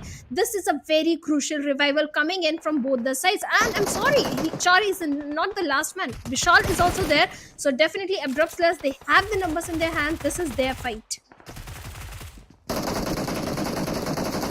Indeed, it definitely is going to be their fight, but we'll have to see how far off is 4MV going to be able to hold ASL against their entire fray. Because right now, when it comes to 4MV, they've got 8 defeat points, but when it comes to the utilities, they have none left pretty much right now. That means that Apex along with the East are going to have to jump out of this fight, or they can take it by a storm. Apex is holding on to that staircase since such a long time, and interestingly enough, even though the numbers advantage is going in favor of ASL, they keep on dropping down and again, and that in turn, of course, helps out the positioning and the compound that is in favor of 4MV. For now, that ASL is not able to steal away, but on top right here, on the top floor of this compound, 4MV's East seems to have locked horns against the players of Stalwart Esports. He has nowhere to go. Right behind him is going to be stage 8 blue zone, going to give him a lot of damage. But ASL, this is a drastic conversion right here. This was so important for ASL to be able to get this compound. But sadly now they themselves are stuck at the lower grounds of this compound, of this building, where indeed they do not have any utilities left on them as well. Look at Sleepy with 0 first aids or bandage. This is a tough conversion for ASL as well, and right in front of them is going to be STE, holding on, ready, easily, patiently waiting to pounce upon the opportunity. Both of these teams were looking so phenomenal in terms of getting closer and closer to the chicken dinner, but now, with the Blues right behind them, and stage 8 coming to an end, this is a do-and-die mission for both of these players and both of these teams, and it seems like that's exactly what East is going to be doing. He jumps down, but that's just not going to be able to help him out. Apex, not wanting to participate in the fight, is going to be taking a brunt of the Blues, and that in turn will be his annihilation. And just like that, ASL themselves jump out into the crosshairs of the players of Stalwart Esports, and just in that matter of seconds, they jump out, they take out the players of 4MV and themselves get eliminated thanks to Stalwart Esports. We're left with just 2 teams remaining, IHC against the players of STE. And NERZ out there in the open, Demo is going to capitalize and instantly take him down. As Stalwart Esports, they have been reduced to 2 men. One of them has been knocked down, and the crucial revival should be met as LX with that buggy is already closing in the distance, and Tops need to heal himself as soon as possible because LX is right on their neck.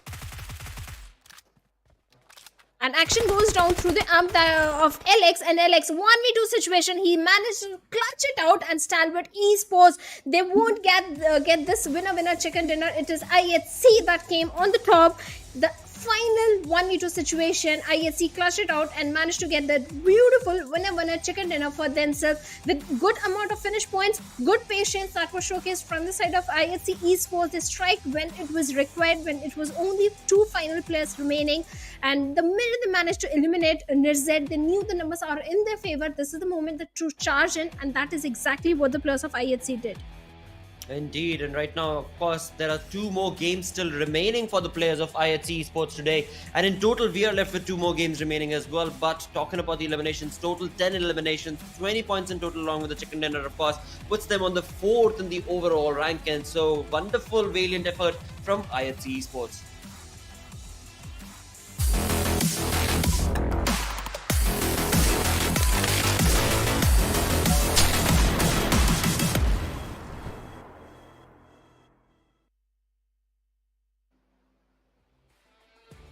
Hello and welcome back once again right here at PMPL South Asia, where week 2, day number 2 continues on 4th. We're already done with almost more than half of the day of day 2 right here, of course, joined in with Shadow, as 2 more games remain, one on Erangel, one on Miramar. But do you, Shadow, what do you think? Week 2, did you anticipate the week to go like this, or did you expect that other teams apart from Stalwart Esports or IHC, other teams could maybe be the one who will try and rise up to the occasion in week 2? What did you think? I did expect other teams to rise, and they're definitely rising. We have the plus of T2K. They're also doing really good in this particular week. So definitely other teams are also trying to step up. Then we have the players of I8 also. I8, they were not having a good run at all in the previous week, but this time at the start of the day, they were sitting on the 3rd position. They even managed to get one chicken dinner on the very first day. So yes, other teams are also picking themselves up. Even the plus of DRS, they didn't have the best run in previous week, but this time DRS is also looking very promising. Indeed, but one team that definitely in week 2 has not been up to the mark. I mean, there are a couple actually, of course, in that name, but SKYLIGHTZ Gaming is going to be one that I feel have, kind of lackluster in terms of the performance they've showcased thus far. But with that, we'll go on a short little break. Stick around. Right now, what we're going to be talking about is going to be, well, 2 games remaining, Erangel and Miramar. And talking about the break itself, well, I think it is time for us to go on that short little break. We'll be right back. Stick around.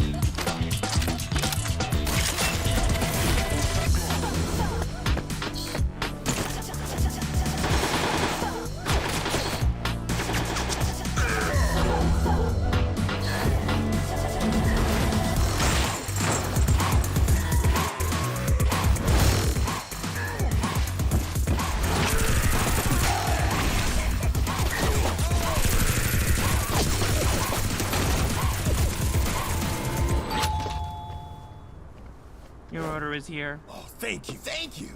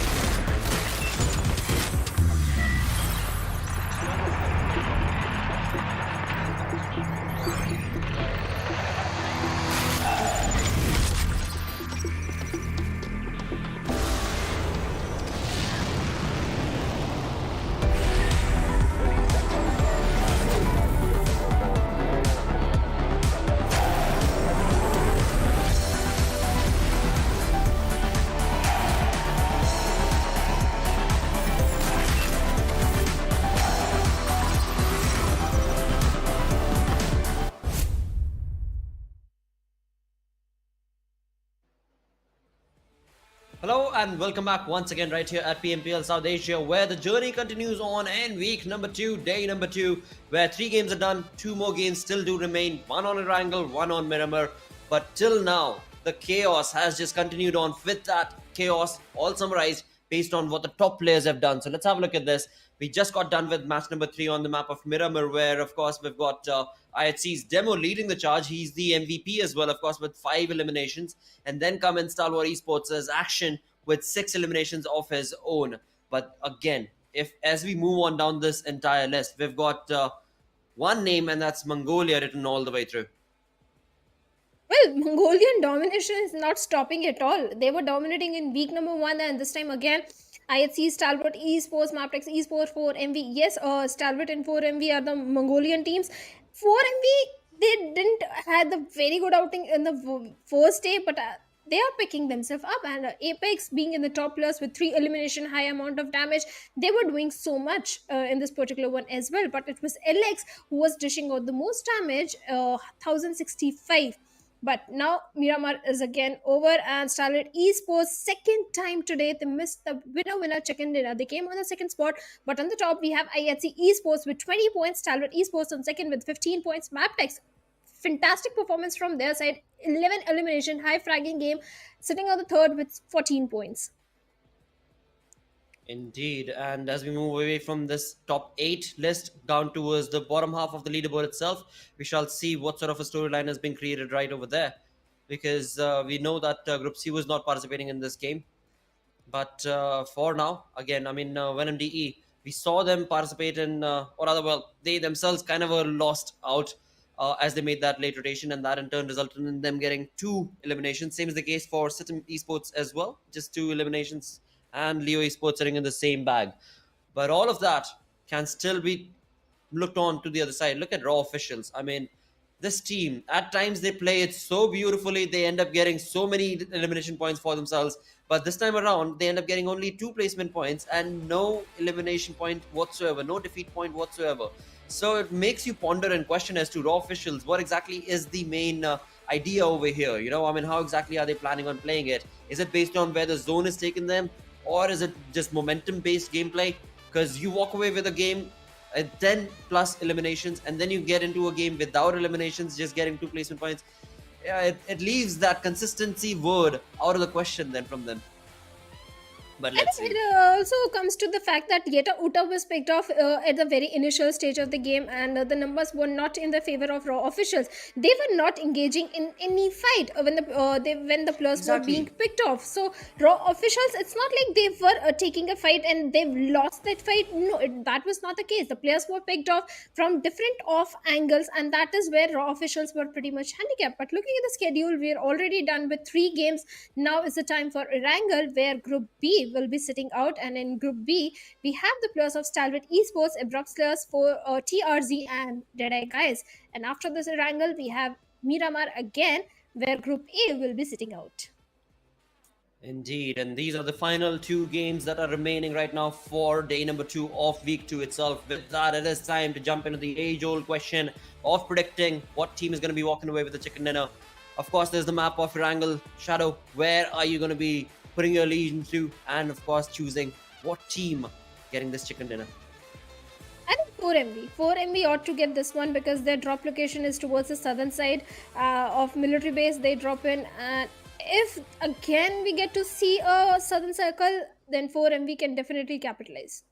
All right, well, for medical vibes is going to be what your pick is going to be when it comes to this Erangel game. And from my side, I would love to be able to see what a team like Venom DEADEYES are going to be able to do on the map of Erangel. But again, it is going to be a tough luck situation because when it comes to Venom, they've not had a good day thus far. They are trying but are slacking, are not able to push in perfect approach. It's ups and downs once again that we're looking at when it comes to week 2. But that's our prediction set in stone. And right now it is time for us to jump in with the flight path itself and find out where is this going to be dictating us, and of course taking not only us but the teams as well, as we've got the flight path starting from the southern side of the entirety of the map, as we do have the military base right towards the right hand side, and it is going to be going all the way up north towards Yasnaya Polyana. So again, when it comes to places like Georgia Pole, shooting range, those are little far out places that maybe the teams are going to have to choose a different drop location for. But again, I mean, we know when it comes down to IHC, they love to go towards that South Georgia. They also do love to go towards Milta Power as well as Milta. So a very varied approach that can be anticipated from the teams right now based on what the flight path is dictating. Well, certainly, but at the same time, a few of the teams was sitting out in this one, so maybe teams can try and go towards their drop location, because last time when T2K was not in the lobby, 2 teams went towards Severny and they both engaged in a fight. I remember one of them was I8, so this kind of gameplay also comes in sometimes.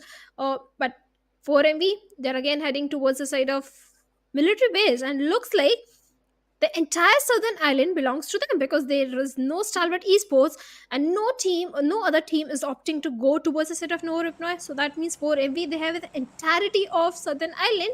All they need is a southern circle. True, that is so very true. Of course, right there we've got the zone taking itself towards the northern side. Wow, well. Shooting range, Giorgio. This is where we've got the zone taking us towards. All the teams are still scattered, nowhere around in the vicinity of where the zone is going to be. But this is going to be an interesting one. A team like 4MV who've gone down towards military base are going to have to make an early rotation to get into the comfort of the zone. The sooner you get into towards the northern side, the better off you're probably going to be. But hey, there's just stage number 1. There's still big changes that we can anticipate that the zone is going to be forcing these teams towards. On the other side of where the zone is, towards the eastern side of the map, we've got IHC going towards Milta Power. Right above them towards the Povka is going to be Mabitex. So again, scattered approach coming in from the side of these teams. And for now, no first blood situation. Well, it's way too soon for a first blood situation. But yes, definitely we are going to see early fights or early casualties coming in this particular one because of the circle. The circle is towards the complete eastern side, northeastern side, and so many teams have dropped towards the western side or towards the center of the island, and that is where early rotations might come in. And during the rotations, we might see few casualties happening. Few of the teams' rotations might be cut off, but for MV, they are going to be so very happy because hey, come on, military base, it always offers a very good loot. This is one of the main reason for the consistent performance of 4MV in the previous week, because empty bags can't stand upright for a very long time, and this time again 4MV, they're looking pretty much loaded. 4 grenades already, they all have all the resources necessary to have any kind of a fight. But bad intention, well, they have the entirety of Pochinki to their name. Indeed, they do, and they have nothing to worry about. And also the biggest factor over here being that when it comes to the entire region being there's the way that they're playing week 2 itself, the momentum they're certainly capitalizing on the momentum that they're a part of, and that of course is helping them. But let's just keep our fingers crossed. Let's not jinx it. I definitely do not want to jinx it. But want to keep my fingers crossed and see that they keep on bringing this sort of performance and delivery every single game that they're going to be part of. But for now, again, week 2 off to an interesting change of pace from bad intentions, that's for sure. But alongside all of that, as we move on from one team to the other, we've got the real soldiers on our screens. Well, real soldiers, they are in the city of Milta. I won't say Erangel is their main strongest map. Yes, DRS do shine in Sanhok, but Erangel is also not so bad. I like the way DRS approach the game. They're not so very aggressive, and again, they always try to play along with the circle, try to get the best position inside the circle, and try to survive with all the 4 men possible till the very last circle. This is their always go-to game plan. But talking about the players as well, Blotter, Delta, Rules, Gyante, Killer. Gyante is a very old veteran player from the region. Definitely very experienced as well. But Sitem, this particular team as well, they have showcased good performances time and time again. But the consistency that we talk about a lot is not from their side. This time they are in the city of Yasya. That means they are head for a very long journey inside the circle. So they have to start pretty early. Oh, actually, they're just 300 meters away. True, they are going to be able to get into the zone. They are at Yasnaya, but right across the fields, they are going to be able to find the zone. Now, Sitem Esports, day 1, week 1 was the biggest. Oh, what a leap right there, mate. Desert. That was a good one. Some parkour action being showcased right here from Desert X. But apart from that, what I was going to say was that in week 1, day 1 is where I saw Sitem Esports do really well. And then after that, there have been ups and downs in terms of the way that they've been able to play and convert games for themselves. That is something that, of course, for now works. Because they aren't that far low as well in the overall league ranking.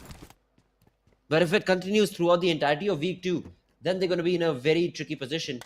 As we know that once week 3 is done, only top 16 teams qualify for the finals.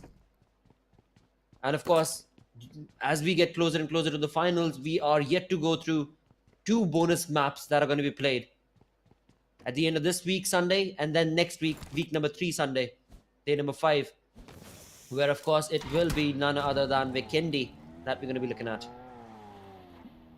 Well, certainly. And Sitem Esports, well, they have the entirety of Yasnia, not too far away from the circle, only just 150 meters.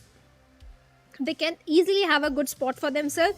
But on the other side, the teams that like dropping in towards the side of Rozhok or towards the side of military base like DRS for 4MV, they have to go for a very early rotation, or maybe late rotation can also be the key, because you are not going to get any sort of resistance. No one is going to cut off your rotation, so you're going to find a clear pathway inside the circle. But talking about SATM Esports previous day, I think SATM, they are not looking good in terms of the performance. Yes, they were able to get 5 finishes in the very first game which they played and 4 finishes, but after that, 0 finishes, no placement points. So SATM do need to step up with the game. Otherwise, this time, they won't be in top 12, because right now they are sitting somewhere on the 15th spot. Indeed, that is so true, and that is something that I'm sure that they will be able to change, of course. But for now, again, as the game continues on, what we need to be able to see is how exactly is this going to be fairing out.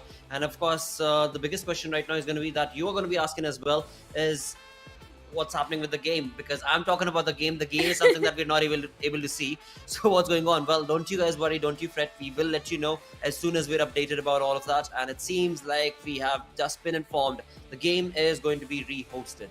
So that would imply that the zone that we just saw is not going to be seen once again. Ouch. I loved that shooting range zone. I loved where it could lead the entirety of the game itself. But anywho, the game itself is getting rehosted. So that means another opportunity going to be provided to the teams, as well as, of course, once again, since the flight path might actually change, the teams are going to get, like I said, another opportunity to change the way they decided to play the previous one. And now, of course, a sigh of relief perhaps for the teams that were not looking too good right now on the Erangel game. The only one Erangel game that's going to be played today. Well, certainly, the only one Erangel, and I'm very sure 4MV, they are going to be happy, because next time I'm very happy, because this circle was not at all favoring the drop location of 4MV, and I want to get one more correct prediction today. So let's hope we get to see a southern circle, a circle which I hate the most, but this time I think a southern circle I can deal with. But talking about other teams also, Plotter, which team do you think that should perform really good other than 4MV, Stalwart Esports? Okay, Stalwart Esports, they are sitting out on this particular one. What other team you think is going to perform really good in this particular angle? On the Erangel map itself, I definitely love to see what High Voltage are going to be up to. But then again, can they do anything? Because again, in week 2, they haven't really had the bestest of the games thus far at least. Yeah. Another team that I would love to actually bring up in terms of the name itself is going to be a team like DRS Gaming, who I would like to see perform decently for themselves, but that much more would be the case for Seal Esports, another team from the same group that High Voltage is from. Seal Esports, Raw Esports, these are teams that I would love to be able to see get a really good Erangel game and get those points racked up in their favor.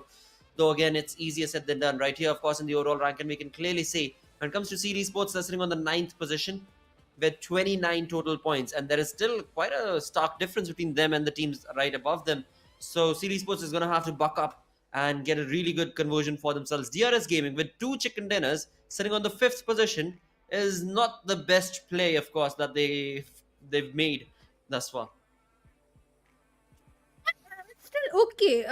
Lotter, they're sitting on the 5th spot. They have got 2 chicken dinners. They're not the most aggressive force in the lobby, yet they are in top 5 as compared to the other teams who showcase good performance, double-digit finish performance in one game, and then boom, 0 points in the very next game. At least the consistency is coming from their side. Every single game, they're getting at least 1 or 2 elimination point. True. So I think DRS, whatever they're doing, it's working for them.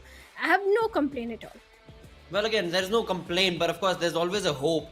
That hope is that you want to be able to see that team always lead the charge. You know, I mean, the way we're looking at 4MV right now is pretty much the same thing that used to happen at one point in time for IHC. At one point in time, the rivalry between IHC and Stalwart Esports were the ones who would always be 1 and 2. But then, similarly, in the same fashion, we also had a team like DRS who were almost always on top over there, with the lead going always in their favor. So of course you always remember those PMPLs and you're like, you know what, this team, they need to do better now because they've created that marker, right? They've created that stamp in our memory bank that clearly indicates that one of the best teams better be sitting up on top. But you're right, they are looking comfortable sitting in the top 5 to the top 8. Moving away from there to the second page, on the 15th position, we saw Raw Officials, a team that today has been able to deliver some massive performances. But then again, as soon as they go and bring in some perfect performance, they drop down and then the performance just completely shatters and the entire graph just goes against them. And that again, if they're able to just get a decent control of in terms of the way they're able to play and get consistent points, like I was saying, 6 points per game, then also we can actually see Raw Officials climb up, rise up, and be a part of the top 12 to participate in the Weekending map. But yeah, it's easier said than done because it's not only Raw Officials that I've got high hopes for. There are so many in the latter half of the page that definitely deserve to be in the top 12. But can they do it? Based on the stats they've showcased thus far, it's not looking good. It's looking good at all, but like you pointed out, few of the teams that used to be on the top few seasons back, like I remember in season 2 it was entirely DRS and DEADEYES. They always used to be on the top spot, like 4MV is right now, and Stalwart Esports. That time it used to be DRS and now this time DEADEYES, they are completely missing. Although I see few of the players are still the same. On top sir, Shifu sir are still part of the roster. Still the consistency, the performance which I expect from them is not coming from their side. I'm hoping soon DEADEYES guys will also find their feet in the game and maybe they'll deliver the same performance which I saw from their side a few years back. But on the other side, talking about other team also, Elementrix. What is happening to the players of Elementrix? Either get a chicken dinner or get deliver a good high flagging game. In the very next game, they face a fall down. True. And Downfall, Elementary is sorry. another one of those teams, right? Who haven't really showcased the best of the best play. You want to talk about a team that is almost always able to get those decent amount of points. One game you're doing wonderfully well for yourself, and then the rest of the day is not going good. That means that the opportunity that could have been yours is now been taken away from you to the other teams and in their favor. And that is where we see Elementrix, even though they got a decent game, just not able to rise up to the occasion and get that consistently played out for themselves. But hey, it also boils down to what the zone is going to be doing. Where exactly are these teams going to be setting themselves up at? Because that is where we see DRS approach with a completely different aggressive streak from their side. And this time around, the flight path has changed as we start from the northern side of Zarki this time around towards Severny and Zarki from the northern side. No, my apologies. It is to the opposite side, towards the eastern side. It is going to be Stalwart right now. And we going down to the western side of the map. So again, the southern areas, Milta Power, Novorupnoi, military base altogether itself, they're a little further out. So a tough conversion for teams. But that also implies that the zone could very well actually take us down towards farm shelter region as well. Well, possibility is there that we can see a southern circle, but we have to wait. But this time T2K again, they're going towards their favorite drop location, that is going to be Severny. SKYLIGHTZ Gaming in a split position around Stelber area. Few players going towards the side of Kameshki, but they need to be a bit careful from the players of Seal Esports, because this time Seal Esports are again in the close proximity. And I remember last time when Seal and SKYLIGHTZ Gaming were close by in the map of Miramar. Well, Seal Esports, they lost one of their own. So maybe this time they are looking for a redemption, at the same time looking for some revenge. So SKYLIGHTZ Gaming needs to be a bit careful. At the same time, in Pochinki, Bad Intention, well, they are heading. No big change in terms of the drop location that I can see. Indeed, not a big change as far as the drops are concerned. When it comes to the zone itself, it is going to be towards the eastern side, keeping farm and shelter pretty much in the center. We've got the players of high voltage finding themselves in the center of the zone. Towards the northern side is going to be Yasnaya Poliana of the zone, where we've got Sitim Esports. Out further towards Lipovka is where we've seen Mavitex always drop down. And it seems like early contestation could have been drawn over here between Illuminate True and High Voltage, who find themselves in the center, are now going to be able to, of course, easily get out of that area. IHC, they love to go towards South Georgia, and that's where we shall see them. Even though the zone is not in that region, I'd see it seems like are probably going to be deciding to go for a late rotation. And towards the northern side of Georgia, we've got Venom DE patiently getting them getting their own loot set up. Well, certainly, but look at the position of DRS as well. They are right in the epicenter of the circle. So maybe this time again we can see a good performance coming from the side of DRS. At the same time, IA, they are also in the close proximity. Both these teams are sharing the epicenter of the very first circle. So this is looking good as far as both these teams don't engage in a fight with each other. On the other side, looking at the position of Maptex Esports, they are somewhere towards the side of Lipovka. They can have the entire eastern control to them till the very final few circles if they manage to survive. And I think Maptex might be looking very promising in this one. There's definitely a chance. In fact, every single time I'd say Maptex has a chance. Because their rotations are on point. Their reading of the lobby is so very precise. It's just the aggressiveness that was a little missing from their side. The over aggression that is required in this lobby is something that Maptex were not wanting to be a part of in week 1. But in week 2, they've showcased real good signs of improvement.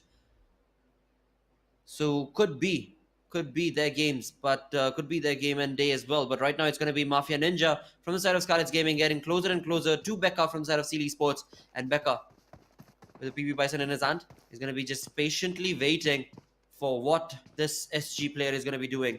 Mafia Ninja jumps into the compound, jumps out of the compound. Of course, Seal Becca is not doing anything. Oh, never mind. It seems like there's a nade or a utility that's been thrown from the side of Mafia Ninja. Yep, it definitely is. So he's probably got an idea as to there is somebody around in the vicinity. He's going to jump in back into his vehicle and get out of this tricky position that he finds himself in. Thankfully, that means that Becca as well as SG Mafia Ninja live to fight another fight in this Erangel. But again, that also implies that the first blood that could have been drawn between these two has now been stolen away from us. We're going to have to wait a little bit longer to understand where we can expect the first blood situation to be drawn. Slow start, definitely. Certainly a slow start. At the same time, SKYLIGHTZ Gaming, well, they managed to make an escape from the situation, but they still need to be a bit careful because now SEAL Esports, they are aware that SKYLIGHTZ Gaming is in the close proximity, and this is not looking good for either of these teams because SEAL and SKYLIGHTZ, on this very day, the thing that is happening wrong with them is their players are getting picked off individually out there in the open, and they both don't want to stay out there in the open for a very long time. But looking at this particular team, HIGHVOLTAGE, they have the entire control of the school area and the apartments. This has been their usual drop location since the very start of the event. This is where they always find the residency, but right now HIGHVOLTAGE, they only have 28 points. They're sitting on the 12th spot, not the best position to be in. Consistency again not coming from their side. Yes, they did manage to get one good game in their favor where they placed on the 3rd spot with 5 elimination, but other than that, HIGHVOLTAGE, they have been completely missing out. And this is what I was saying about SEAL Esports and SKYLIGHTZ Gaming. Trades are coming in, and SEAL Esports 2 players have been picked off by the players of SKYLIGHTZ, and now a 2v4 fight is again up for SEAL players, and looks like Arrow has been taken down, but from the low angle, Sanjay does manage to take down Nima, gets a confirmation as well, but AJ is going to eliminate the last player as well. But SEAL Esports, before getting eliminated, they did enough damage on to the side of SKYLIGHTZ Gaming. They lost Nima in this situation. 4 defeat points, 1 player lost. I think decent. Most certainly. That's a good outing right there for SKYLIGHTZ Gaming for sure. And they ought to be happy and proud of it. Of course, things could have gone differently had they not caught up in the open like this. But that's what the battleground is. You cannot always plan as to how the fight's going to go down.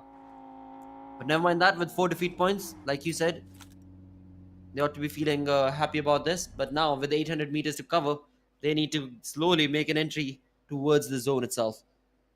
On the southern side of the military base altogether itself of this map, we've got 4 MV who have gone down to that region, who've gone down that to the area.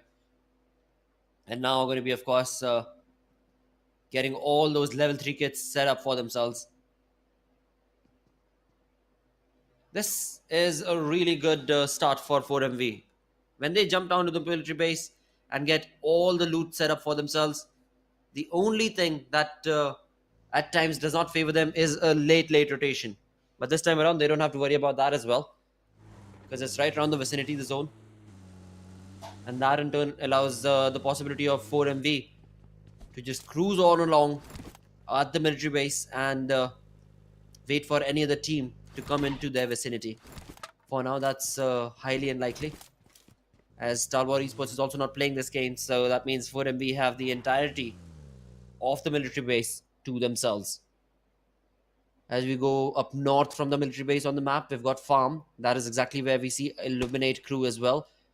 In close proximity to them is going to be the players of Raw Officials. And right next to them, of course, we have DRS and Mabitex as well. So quite a lot of these teams sticking to the ridges right there. They're already anticipating the zone to shift down south and bring itself towards the ridges, which has happened quite a lot many times. But in the center is going to be NB Esports. I'm liking their position as well, and that helps them massively right there. High voltage NB Esports, they've got a really good spot right there. And then from the western side, we've got IHC joining into the fray, as well as late rotating team of Venom DE are going to be making their presence felt, maybe perhaps from Yasnaya. Let's see where exactly did they decide to make this entry into the zone from. But a big chunk of these teams is going to be from the southern side, and that is where we do expect the next fight to be drawn on. I agree to that, but I think Blotter. I was looking at the stats. I think we have been way too critical about the performance of 4MV because yes, day number one was not entirely in their favor, but from the match number four, they started picking themselves up when they showcased 14 finish gameplay from their side, and after that, today, every single time they are finishing in top five with good amount of finishes. So day number two is looking very promising. But somewhere else, T2K CEO finds Mafia Ninja from the side of SKYLIGHTZ Gaming, and SKYLIGHTZ Gaming will again. The players are getting picked off individually, and it is not looking good at all for the players of SKYLIGHTZ as they are down to only two men, four elimination points. But that is not enough to survive in this lobby with only two men. On the other side, Mapex Esports, where they do have an idea about the rotation that is coming from the side of DRS, and Valley with it Info16 is trying to take down few players, but definitely the vehicles of DRS have taken certain damage, but the players are safe and they're going to scuttle back to the safety from the complete eastern side. From the sheltered area, we have the players of Mapdex Esports trying to take the complete control of the hills, and Leo OP, well, looks like he's scouting the area. Well, he's most certainly around the shelter region trying to scope out if at all he's able to find out any other opponent team in the vicinity. Of course, the most important thing is to be able to accumulate those elimination points, and that in turn, of course, Mabitex Esports are going to be rushing towards Sitim. Jiro brings in a perfect knock and then brings down the players of T2K as Rig gets eliminated right there. T2K down to a three-man squad, making a late rotation. T2K find themselves caught up in the blues, which of course has reflected in Sitim participating in that. Perhaps could have been a long distance fight itself, but whatever the case be, T2K are down to a three-man squad as Rig gets eliminated right there. But apart from that, stage 2 is going to be coming to an end in another 20 seconds. There we have it, T2K Sandesh moving ahead with a close proximity to where Sitim's Desert X is at. And this is exactly what happened right there. For T2K, making that rotation to get into the zone. Sadly, it was Sitim caught out in the open right here. And perhaps it was Desert along with his teammate Jiro who were able to just completely obliterate Rig. Nevertheless, though, for both of these teams, T2K as well as Sitim Esports, they've got about 700 to 800 meters to cover to get into the zone. And talking about the zone itself, well, look at that. Bad Intentions pretty much in the smack center of the zone. Towards the southern side, we've got 4MV making an entry as well. And right next to them is going to be a two-man split of Illuminate crew.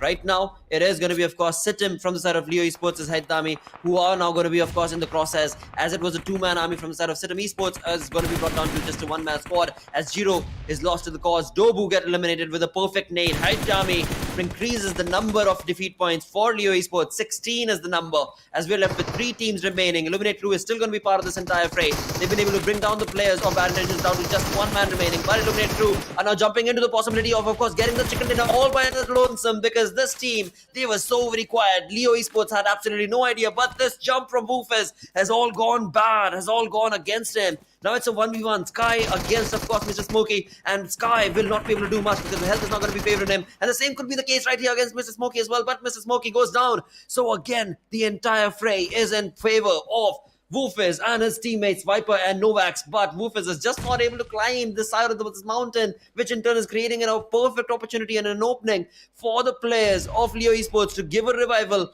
to their teammates. Mr. Smokey is going to be falling back through the smoke. He's going to be going towards HIGHVOLTAGE, but not going to be allowed, as Mr. Woofers right here from Illuminate Crew will utilize his UMP to perfection. We've got 5 players remaining, and of course, only one is from Leo Esports, and that's going to be HIGHVOLTAGE. Illuminate Crew, what a perfect game from their side. They stole this victory against the players of Leo Esports.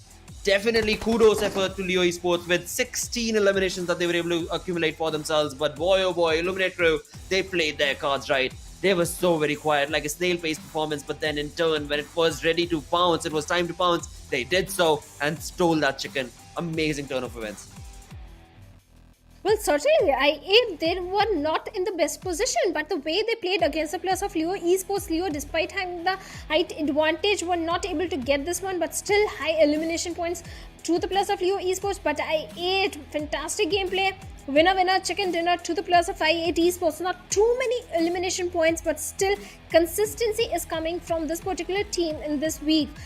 Yesterday also consistent performance came from the side of IA. This time again today also, by getting this winner chicken dinner, they have definitely ranked themselves up in the overall ranking, and this time 6 elimination, 1543 damage that they were dishing out, total 16 points, and in the overall ranking now they are sitting in top 12.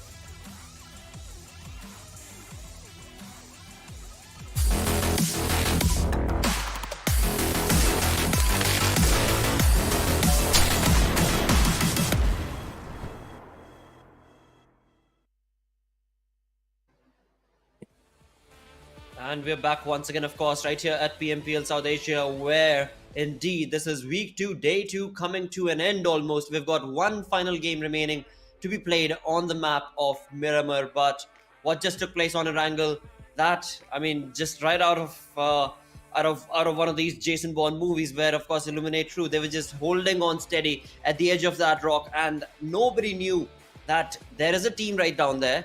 They've got all 4 players surviving. They have not participated in any fight whatsoever at all. Bad Intentions just stuck in that corner, and Illuminate Crew allowed them to do so. And of course, graciously then presented with lead in return. That resulted in Bad Intentions going down and then pushed on against Leo Esports. What a perfect conversion for a chicken dinner for the team of Illuminate Crew, as they find themselves now in the top 12, basically on the 12th position. In fact, Blotter, you pointed this out at a very early stage that I8 can take down the players of Leo Esports when there are 4 or 5 teams in the lobby, and I kind of disagreed with you, but yeah, you were right. I8, the way they came, no one knew exactly where they were. I'm disappointed from Leo Esports because they had the position. It looked like this is the game to lose, but never mind. I8, the consistency, the way they have improved their performance. Yeah. One thing I can say is you don't have to feel bad for Leo Esports, because the total number of points that Illuminate Crew got from this game is 16, based on 6 eliminations and 10 for the chicken dinner. Leo Esports got 16 eliminations itself. I mean, 16 points right there is what they got, plus of course the placement points. That's going to be 6, I believe. So we had decent outing, most certainly a very fantabulous outing right there for Leo Esports. But again, is this just like a one-time pony sort of a thing that is going to be showcased from Leo Esports? Because that is what was done from them earlier as well. They got decent amount of points and then just faltered back, and then we're like, all right, you know what? We've done our work for this week. We're not going to be jumping into too chaotic of a fight, and that in turn, of course, resulted in them being a part of the top 12. But never mind all that. Right now, Leo Esports convincingly, Mr. Smokey, with 5 eliminations gets the MVP. 1021 damage is what he was able to accumulate. Along with that, of course, he was all over the place. So 286 healing has also been provided in his favor. Yes, Mr. Smokey. In fact, on day number 1 also, I still remember the way this lad picked up a fight with a plus of high voltage, the map of Erangel. Time and time again, Mr. Smokey from the side of Leo Esports have created an opening for a team that they can take down even the strongest teams in lobby. And every single time, it is Mr. Smokey that creates the opening, this time being the MVP. Kudos to this particular lad from side of Leo Esports. Amazing team. But like you said, the consistency, that is something that is missing from the side of Leo Esports, and we really hope that after this game they don't lose the momentum and carry forward the same consistency in the coming games as well.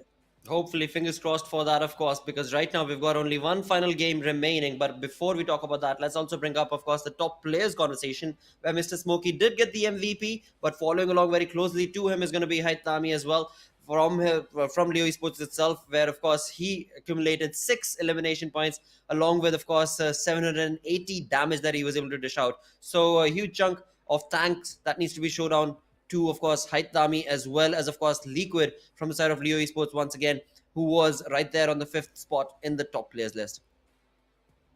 Well, agreed to that. On the other side, looking at the match summary, also HIGHVOLTAGE is the guy with the highest elimination, Mr. Smokey with the highest damage, Mr. Smokey with the highest assist as well. But in terms of the highest healings done, it is Dobu from the side of Sitim. And reason being, Sitim not having the numbers, they were engaging in so many fights, because this time from the side of Sitim also, it was a very dominating performance. They had very high fragging game, and at the same time they were receiving a lot of damage as well. That is why we see a high number of healing stun from the side of Dobi.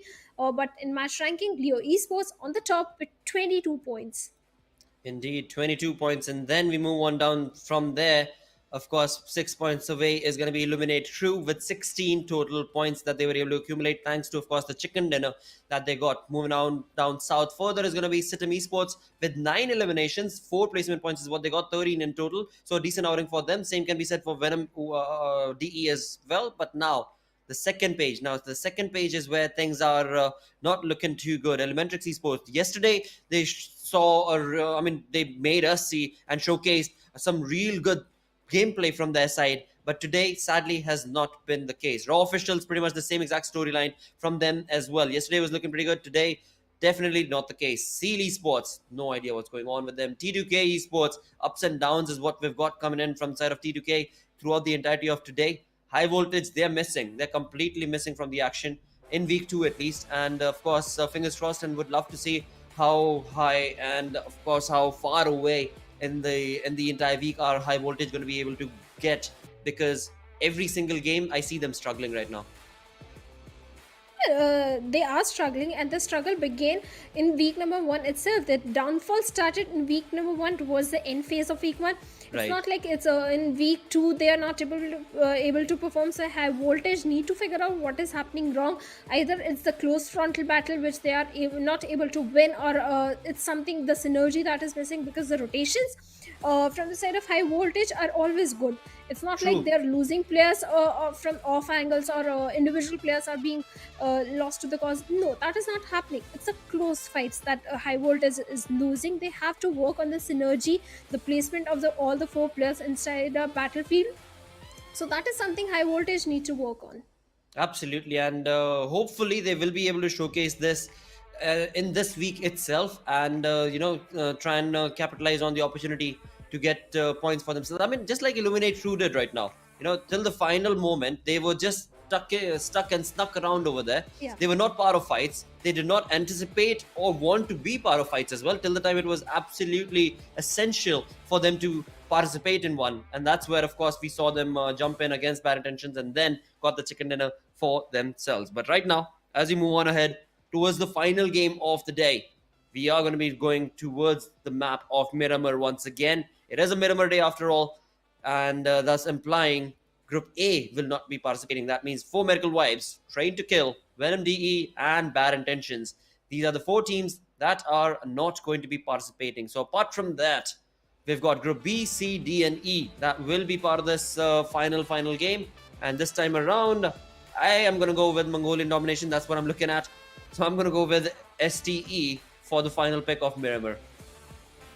And I'm going. Can I also pick STE? Of First course. question.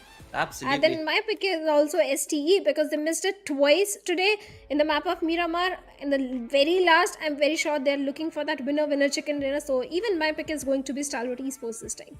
Exactly, that is my concern as well. I mean, my thinking as well. Sorry, that they gotten so close Yeah. to getting those chicken dinners that now I believe in the final game they better be able to, of course, get that going for themselves. But along with that, of course, we've got TRZ, another team that I look forward to, looking pretty good. But once we get this confirmed, hopefully, or should I change? No, I'm going to stick with STE as well. Stalwart Esports is going to be my pick as well. I'm just going through it in my head that STE I know is like a really good team that definitely has a chance of getting this game. But SKYLIGHTZ Gaming has not had a decent day as well throughout the entirety of it.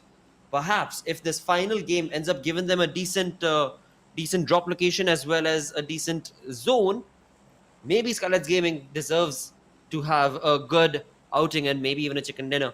Though again, that's going to be a little too far stretched out thin, for it's not what their gameplay has showcased thus far, at least for day number 2 in week 2 for the players of SKYLIGHTZ Gaming. But never mind all that conversation because that's all speculative. Our predictions are set in stone. It is going to be Stalwart Esports.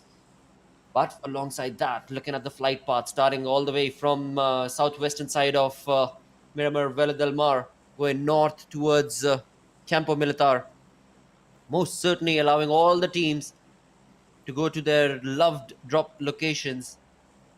But in all, can we have a prison circle?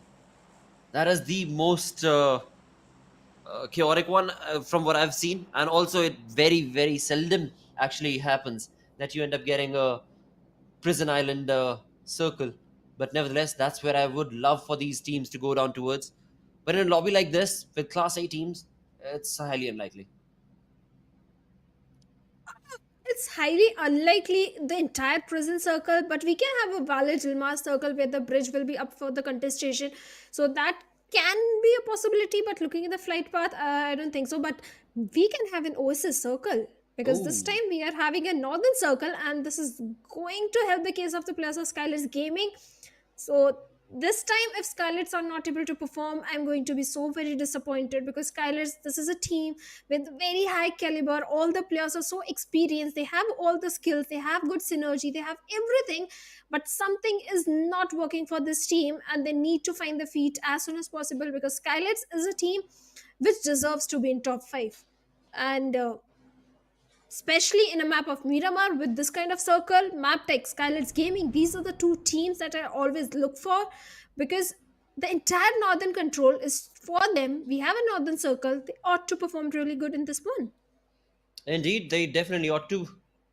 But let's see if at all they'll be allowed to or not. Because this is not the first time that we're looking at SG getting this sort of a zone.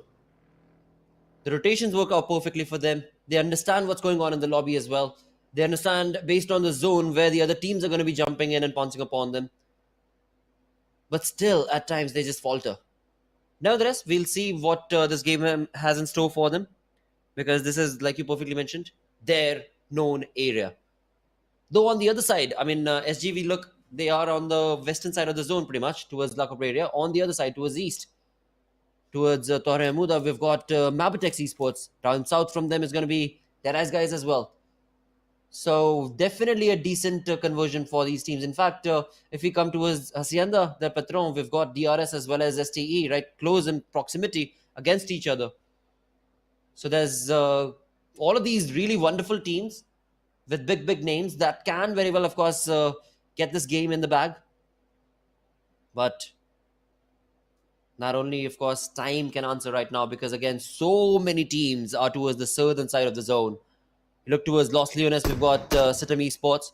Up north of Los Leones, we've got Seal Esports. In close proximity to this entire fray, we've got TRZ. And all of these teams that are towards the south are going to be making a rotation from the south itself. So chaos is going to be ensued for DRS, for Stalwart Esports, once all of these teams from south make a rotation to get into the zone. But for now, we've got Esports. Esports' Aero, who has taken shots actually. We can see there is one team in the pink right around the vicinity, and it seems like it's going to be Illuminate. Yep, it's going to be Novax right there, who has been actually eliminated as well. So we've got the first blood being drawn right here, thanks to Esports, Aero, and his approach.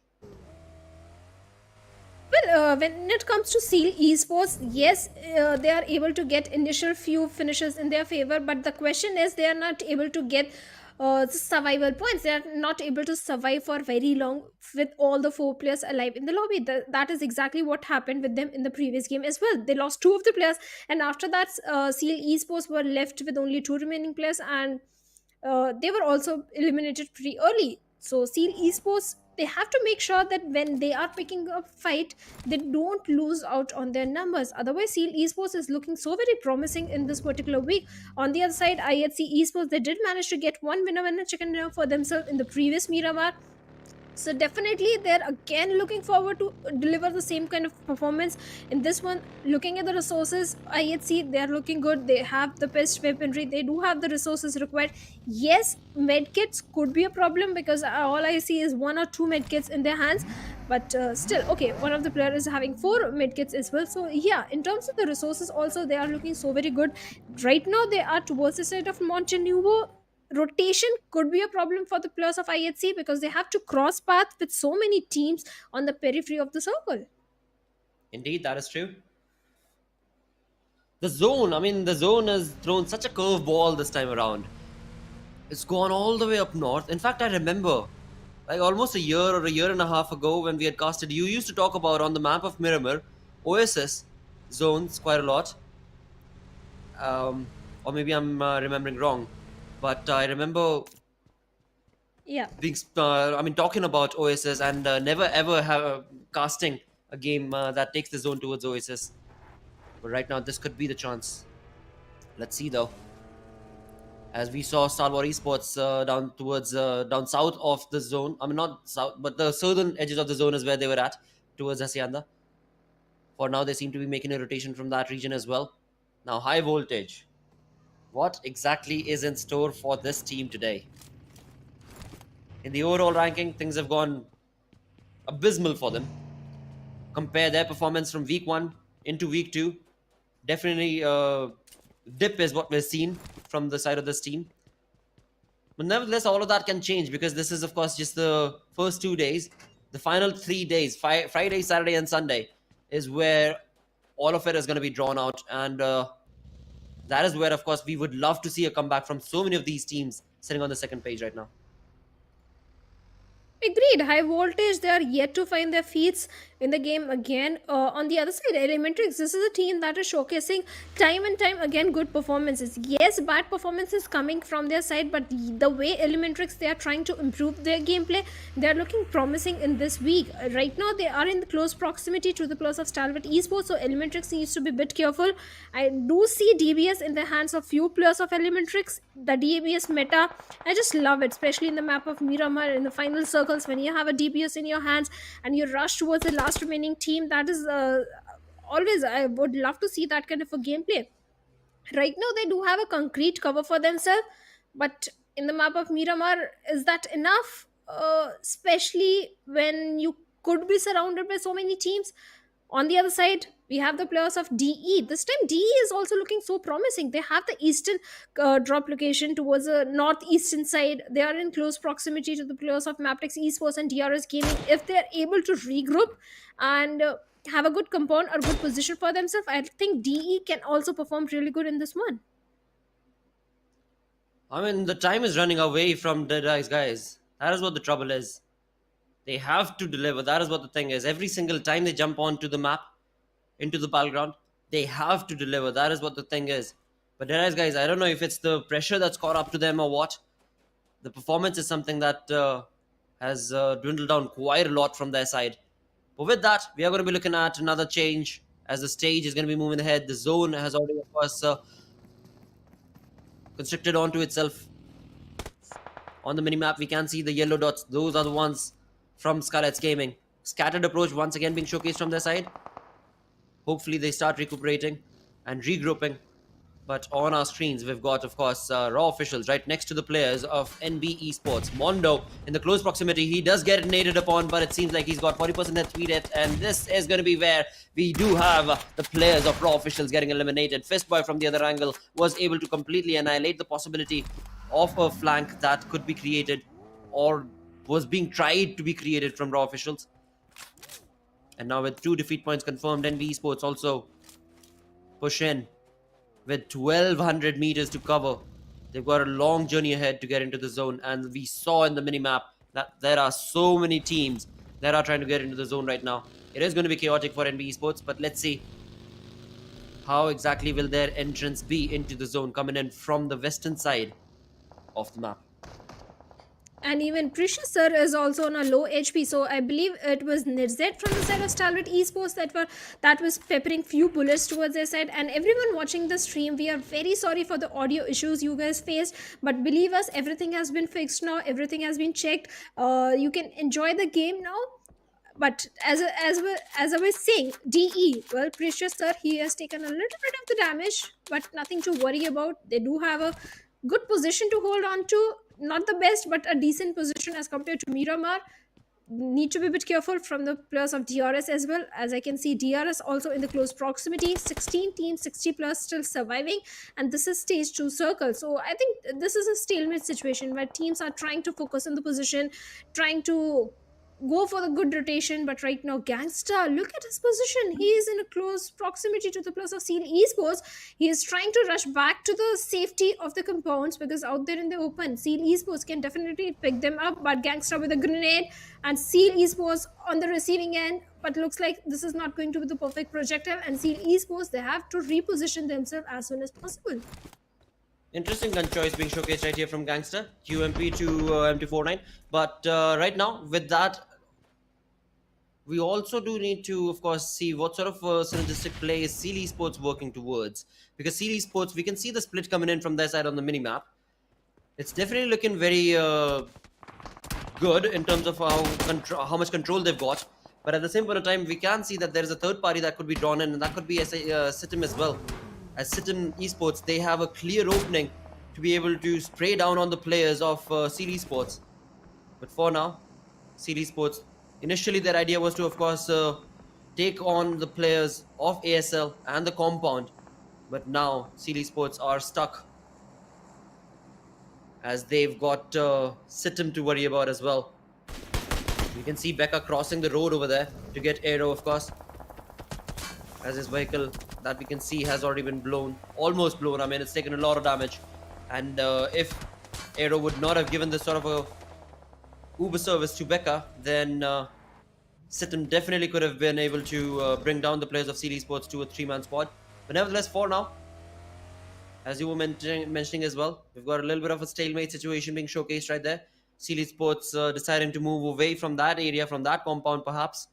Or maybe it's a long flank that has been created. As Aero goes out, Sanchir on a different angle altogether itself. We can see the team in green down south of the zone is going to be Seal Esports. But up north, we've got some commotion taking place between SKYLIGHTZ Gaming and NB Esports as well. Now, will there be any contestation between those two? Smack in the center, we've got the players of DRS, TRZ, Stalwart Esports, as well as DEADEYES guys, just patiently waiting as to where the zone is going to be dictating the next stage and its fights. Well, certainly on the northern front, we have NB Esports and SKYLIGHTZ Gaming, and looks like NB Esports are going to show up on the doorstep of SKYLIGHTZ Gaming, and Mondo has received a lot of damage. Along with that, his teammate also on down to 20 HP. Perfect grenade came from the side of No Fear, takes down both the class of NBES, and now NBES, well, they are now left with only SEK. There is no chance that he can save his fallen teammates, as AJ is going for the confirmation points already made. SKYLIGHTZ Gaming looking good this time. They have the control of the northern front of the circle. They have a good position, good compound to hold on to. All the 4 players are alive. everything is checked for SKYLIGHTZ Gaming to have a good performance in this particular one. But NB Esports, that was very disappointing from their side, because without scouting the area properly, they directly rushed towards the compound of SKYLIGHTZ Gaming. They were not prepared for the aggression or for the grenade that came from the side, especially with the position no fear was in. Now NB Esports last player is trying to make a quick escape from the situation. Let's see if SKYLIGHTZ Gaming is going to allow him. Indeed, for SKYLIGHTZ Gaming again. The best part right now is that they've got all 4 players still surviving. They've been able to get that one player, the final player from NB Esports, away from the compound. So it seems they're going to be satisfied with that for now at least. Again, as we move towards stage 4 now, we're still looking at 16 teams, 57 players in total surviving. 3 of these teams are surviving with a 2-man squad. NB Esports, Illuminate True, as well as Raw officials. Right here, a stalemate, the proper stalemate of the Miramar map is being drawn between IHC, Leo Esports. And alongside that, it seems IHC are going to be making some noise right now, as Alex and Demo have jumped away from their compound to go and create a little bit of a flank and a cover fire situation. But right now it's going to be High Voltage's Praveen, who seems to be, of course, in a bit of trouble. But it seems that there's no problem at all for him to be able to cover over, because it's ASL who tried to jump onto this warehouse where High Voltage were hiding, and now they have been, of course, awarded with 2 of their players getting eliminated. So ASL, an unworthy push right there, has left them with Gangsta and Bishal, the only 2 players surviving. Whereas for High Voltage, they are prepared. They've got the information. They saw the vehicle go behind the compound. So High Voltage is going to be ready as well. But in all, there are so many teams that are going to be jumping in towards this zone, making an entry into the zone, where High Voltage could very well be in the crosshairs. AVSL definitely are going to be in the crosshairs, as we have got IHC jumping into the prey, and with a UMP in Gangster's hand, he was almost able to bring down and mow down the players of IHC. Had he been able to accumulate 2 knocks over there, it could have been a perfect opening that he could have then capitalized upon against the players of IHC. But right now, Alex, all by his lonesome, has been able to drop down Bishal, and with a sliver of HP, he's not going to be able to. Well, he will, never mind that. He will automatically also bring down Gangsta. He almost had no HP there. But that is the kind of playstyle that IHC loves to play with. It's a do-and-die attitude, and that's what worked for them and has worked for them, which in turn gets them closer and closer towards the consistent play, towards a chicken dinner winning opportunity. But right now, all of those thoughts need to be going in the minds of High Voltage, because the compound right behind them is going to be in control of IHC. High Voltage, they better be careful of the rush that might come in from the players of Sitim. And looks like Malik has an idea that the players of Sitim are approaching them, and he's already prepared for it. The grenade that he's trying to lob, will it be the perfect grenade to take down at least 1 player from the side? And looks like no, that is not going to happen. But on the other side, Jiro has been knocked down, and Maptex Esports, they are also showing up on the doorsteps of the players of Raw officials. And look at the HP of Claw. Claw is already on down to 40 HP, now down to 20 HP. He has taken some damage from the players of Maptex Esports. Is trying to delay the push by lobbing those grenades, the Molotovs. On the other side of the map, IHC and Leo Esports are also going up against each other, and Maptex Esports, Leo OP has been taken down. He's bleeding. There is no chance for the revival. But let's find out if the players of Maptex Esports can go for the rescue mission onto the fallen teammate, as they are busy engaging in a fight with the players of High Voltage right now. Let's see. This is chaos ensuing. But with that, Maptex says Leo will be given that revival. And now once again, with a 4-man strong army, they're going to be jumping on to take down Raw officials as 2 final players, Claw and Knax. And right now, all out in the open, it is just a little too late, Knax. I mean, he sprayed down or tried to spray down the players of Maptex a little too early, then it could have maybe worked in his favor. But that's not been the case right here, as Claw, the final player remaining from the side of Raw, is going to get eliminated as well, as Maptex did take a little bit of damage as Kesse was dropped down. But of course, no eliminations there. So Maptex will be able to give that revival, and that means all 4 players still surviving and standing. 13 teams, make that 12 in total, are still surviving in this game, as Leo Esports bid adieu on the 13th position. Esports have been able to accumulate 5 defeat points as of yet. So most certainly Esports are also playing their cards right. Then comes in the second team from Mongolia, IHC, right there in front of our screens with 4 defeat points of their own. And right next to them is High Voltage, and High Voltage have problems of their own as Sitim has already pushed on to the compound. Prabeen goes down, Assassin in the front has already gone down, Malik is being brought on down in terms of his HP thanks to the blues that he's going to be catching up to right now, and it might be the end of High Voltage, and yes, it will be. Just like that, High Voltage get eliminated as well on the 12th position, 11 teams in total remaining. Sitim have been able to utilize their position to perfection right here, and now Dobu with a far end spray bringing down the numbers of course, Esports. And with that, certain esports have been eliminated. Never show your back to your enemy, but we have some other fight happening on our screens. Elementary esports and IHC, and the way IHC is carpet bombing the players of Elementary, survival is definitely not possible. And 2+ goes down through the grenade that came from Godless, and now the numbers are definitely not in the favor of the players of Elementary as Gimli is still bleeding. Frag might want to look for a revival, but he takes on Godless over there, and that could be an opening for the players of Elementary, but no, that's not going to happen as Alex with that info 16 comes in, eliminates Frag, at the same time eliminates Gimli, leaving Frag all by himself, but not for very long as Frag has also been eliminated, and Astra, the last one standing, bits by Elementrix, they have been eliminated at 9th spot. IHC looking so very strong, 8 defeat points already in their favor. Easy revival will be coming in, but they need to be a bit careful of the players of Stalwart Esports, because Stalwart Esports, they do have a good compound to their name, and so do the players of DE. Both these teams are trying to have the only compounds in the circle, DE right in the epicenter, but from the northern side, we have the players of Maptex Esports also coming in. So Maptex also looking good, but SKYLIGHTZ, again, look at the spread blotter that is coming from the side of SKYLIGHTZ Gaming. All the players are so far away from each other that if a knock comes in, I don't think they can go for the revival. Well, that's the kind of strat that they love to play with, where 2 players stick together and the other 2 are always creating a flank and a cover, where we do see flank being taken over by AJ, and No Fear is the man who's going to be covering their position. But again, they don't have to worry about anything right now, because SKYLIGHTZ Gaming in towards the north-western side of the zone are all by their lonesome. But it seems like I spoke too soon, as IHC's Alex has an idea as to if at all there is going to be a team. Well, they are going to be scoping us out from those mountains, and that's exactly where SKYLIGHTZ Gaming are at. But in all of that, the zone is going to be moving away, so SKYLIGHTZ Gaming are going to have to leave that high ground that they were on. But for IHC and Stalwart Esports, trouble have just started. The compound is definitely going to be factored in and favored in favor of Stalwart Esports. But look at the amount of nade parade that is being showcased from IHC's Alex. And he's still not yet done, of course.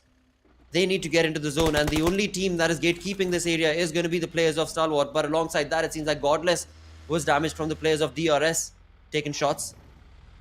So IHC, they are, of course, not looking at an easy conversion right here. As Stalwart Esports, they don't need to even participate in this fight as of yet. But Action, he's the only one who's outside the compound. He's the one who's taken information. He's the one who's at the cover angle and given him and relaying that information all the way into the compound itself, where of course Stalwart Esports' players are waiting, and it seems like this is the moment that IHC were waiting for, and now they have moved on ahead. Alex goes down, but Demo is still up in the air, and Demo pushes on with his monster truck, and now it seems like he's going to be stopping and jumping out, but all by his lonesome. What is he going to be able to do? With all 4 players of Stalwart Esports prepared and ready. This is a really good play that has been created from, of course, the player Demo of IHC. He blocked the entrance, Molotov the entrance as well. But a 1v4 situation is what we're looking at. A perfect nade from Demo results in Nirs going down. IC is brought down to almost a sliver of HP as well. And this nade could be detrimental to the position of Stalwart Esports. Stalwart Esports, are they going to be trying to revive? Or are they going to be pushing on their luck to, of course, get Demo brought down? For now, nades being thrown from both the sides. And now, with the final nade done and dusted, Demo will try and get the first aid popped and maybe try and survive and bring down a opponent, and he will not be able to get a defeat point, but he was able to get a knock. Sadly, that will not be able to do much as IHC get eliminated. Stalwart Esports, just by a little bit, were able to survive, and now they are going to have to get the revival once again between all of their players. Once that is done, they can push on ahead with all 4 players still surviving. Look at this. I mean, we've got 5 teams remaining. All the 5 teams have all the 4 players surviving. DEADEYES guys, they've been stuck in the center of the zone for such a long time, and they're looking so pristine doing it. They've got nothing to worry about, whatever. But DRS, the real soldiers, they seem to be wanting to pounce on and get this chicken dinner in the bag. 9 defeat points confirmed. As slowly but surely, now they bring their presence to the players of Maptex for now. Well, Maptex Esports from the low ground are trying to pick up the players of DRS over there, but from the backline, SKYLIGHTZ Gaming are picking up the players of Maptex Esports. At the same time, Delta is down on his knees. He needs a revival as soon as possible, and Gyante is going to come for the help. But Nima is looking for the knock onto the players of Maptex, and Kese has also been taken down. And SKYLIGHTZ Gaming, well, they have all the 4 players alive, but Mafia Ninja is bleeding out. But looks like SKYLIGHTZ Gaming, they are not going to have any trouble in eliminating the threat of Maptex Esports, because this grenade can be deadly for Wally, as Wally is the only man standing. But AJ and Nima both have been taken down, and the way Maptex Esports have retaliated in this situation, it is phenomenal. And SKYLIGHTZ Gaming, few seconds ago, all the 4 players were alive, and now No Fear is the only man standing as the remaining 3 are bleeding. Maptex Esports, well, they have been eliminated at this situation. Now we are left with only 4 teams and 16 players remaining. But DRS, this is the moment when they can capitalize and gather the knocks of the players of SKYLIGHTZ Gaming and confirm them to the finish points. DRS, 9 defeat points already in their favor. All the 4 players alive. Stalwart Esports, they also do have the numbers. They are looking for the control from the western side. But DRS, their entire focus right now is on the players of SKYLIGHTZ Gaming. Well, SKYLIGHTZ Gaming, an interesting play right there between those two, Maptex and Skylight. Where just in the nick of time, the final player of Maptex was able to bring down the player of Skylight, who threw the nade. But in return, of course, now it seems like revival is going to be provided to SKYLIGHTZ Gaming's players. As we can see, one by one, they've all been revived. And soon enough, they will be a 4-man strong army once again. But for DEADEYES guys, with 0 defeat points as of yet, they've been holding on to this compound for such a long time, and now it seems like Stalwart Esports are slowly aggressing towards the same, as they have decided that it is time to take this fight in their hands. Whereas for SKYLIGHTZ Gaming, we can see now that all the 4 players have gotten the revival, or well, all the other 3 players have gotten the revival, they are going to be now changing the play. From one side, it's going to be, of course, SKYLIGHTZ Gaming. From one side, it's Stalwart Esports. And then we've also got DRS. So Delta, my apologies, DEADEYES guys, they've got a lot of things that they are going to be, of course, dealt with in just a minute's time right now. Certainly, things are looking pretty stalemate situation has been created in the lobby, as all the 4 teams are waiting for the opponent to come out in the open or do some mistake that they can capitalize on. And we can't say that this team is having the numbers advantage, because we have the perfect 4v4 situation among these 4 teams. And which team is going to get the chicken dinner? Because DE, they do have the circle. With the circle shift, SKYLIGHTZ Gaming, they have to rush towards the compound of DE and try to take the control. And DE, if they manage to defend this particular compound, I think DE can get this chicken dinner for themselves. But the way SKYLIGHTZ Gaming are using that smoke wall and grenades onto the players of DEADEYES guys, DEADEYES are not looking good. But True Serve with the grenade takes down Mafia Ninja over there, and now SKYLIGHTZ Gaming, they have to go for the revival, they have to go for the rescue mission. But No Fear is also down to 80 HP. The way DE is using throwables, molotovs and grenades in this situation is very impressive. SKYLIGHTZ Gaming on a back foot situation. The aggression that was being showcased has now been put on a halt. Now No Fear with a grenade is looking for some opening, but he has no idea where exactly the players of DE are. Absolutely. For now, nade parade being showcased between both of these teams. Molotovs being thrown as well to cover up all the areas that are possible, where of course the opponent is going to be from the side of No Fear. He's tried his level best, but but all in vain basically, because he's not been able to accumulate a knock for himself. But SKYLIGHTZ Gaming, now it seems like with the perfect Molotov being thrown from Nima, is going to be able to create an opening where On Top goes down. True Love Sir is going to be all by his lonesome in this compound. 1v3 situation is what he's going to be facing. Along with that, the other compound, we've got 2 players, one, and a Molotov right to the face as Precious with a vector in his hand is not going to be able to do much. And AJ with, of course, a lot of health. Oh, never mind that, because the perfect spray coming in from the side of Precious Sir has resulted in AJ going down and of course getting eliminated right here as well. So the point has been stolen away, and what an incredible turn of events right here from Precious, as he was burning down alive but still was able to retaliate and bring down the numbers advantage in his favor. SKYLIGHTZ Gaming down to just the one final player remaining. That's going to be no fear. But for DE, again, it's a 2v1 situation, but they need to get that revival first. That is the only possibility where Precious Sir has gone down and only a sliver of HP is going to be left on the final player from the side of DE as well. A little bit of a first aid was popped in and bandage was cocked, but that is not going to be allowed. And none of that is going to be able to help the final player. Just like that, SKYLIGHTZ Gaming down to a one-man army. DE getting eliminated. DRS have been able to accumulate 10 defeat points, of course. Till then, we've got, well, final nade to the coffin, and that's it. Now it's a 4v4 once again between STE and DRS. Well, certainly DRS having all the four players alive, and they're running very high on their horses.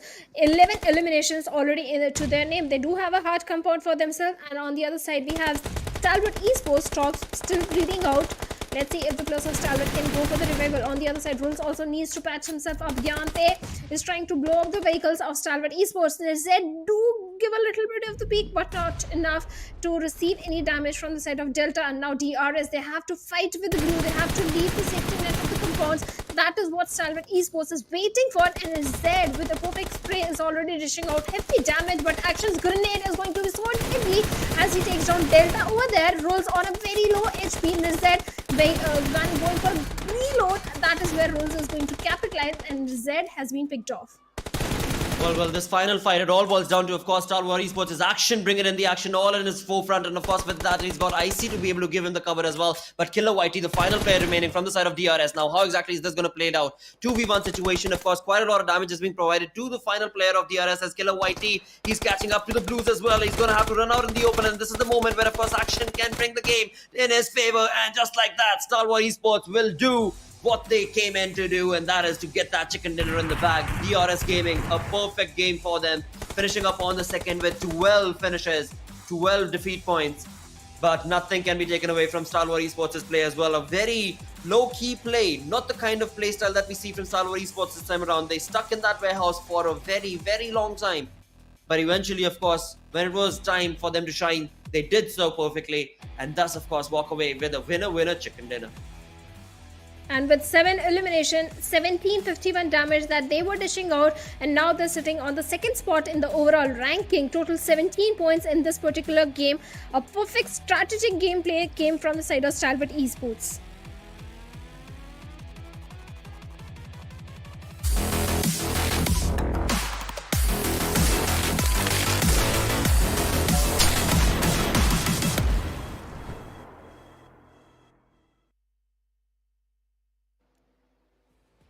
Alright, and we are back once again, of course, right here at PMPL South Asia, where, of course, this is week 2, day number 2 coming to an end. We just got done with the final game, and an incredible conversion right there being showcased, of course, from the players of Stalwart Esports, but it was definitely neck and neck between DRS and Stalwart Esports had the zone not gone away from DRS right there, or if it would have provided a little bit more cover to the players of DRS. But again, nothing taken away from the real soldiers because they got a lot of elimination points from this game.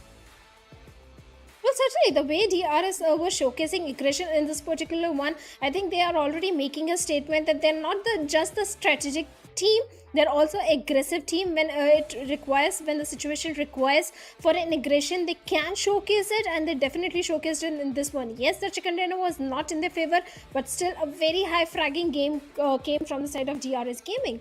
Indeed, it definitely did. And with that, of course, now it is going to be time for us to talk about the most valuable player, the MVP of the game itself. And the most valuable player could actually go from so many of these individual teams. I mean, DRS definitely stood a marker because of the way the players were able to accumulate so many defeat points for themselves. Again, at the same point in time, IHC were not that far behind from that action-packed gameplay that was showcased from their side as well. Same can be said for Stalwart Esports. But are these the only teams that come into mind for MVP, or do you think I'm missing out on somebody? I think it's going to be someone from DRS only. You believe so? All right. Well, we are going to find out soon enough. Of course, we're just waiting to see where exactly is this MVP line going to be drawn towards. So let's have a look at the most valuable player from this game. And is it going to be from DRS? Well, it is going to be SKYLIGHTZ Gaming. No Oh, fear right here with 8 eliminations. Well. SG is back on track, at least from this game, that's for sure. 8 knocks, 8 confirmed eliminations, 1182 damage that he was able to dish out. A perfect game from him. well, finally, Gaming, they have found their wings and no fear.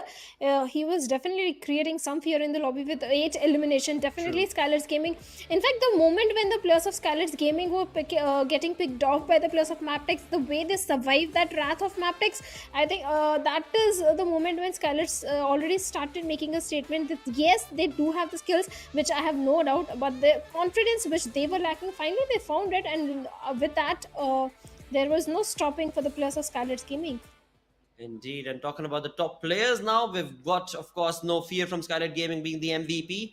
But moving away from there, we've got DRS, the real soldiers, Gyantev, along with Rules OG, the players who have been able to, of course, be crucial in terms of how they played this final game of Miramar. But, of course, alongside that, we've also got A+C Esports as Godless with 5 eliminations of his own. And then comes in Stalwart Esports as I say with 4 defeat points that he was able to get. So, again, a very good outing for quite a lot of these Mongolian players as well as the Nepali team.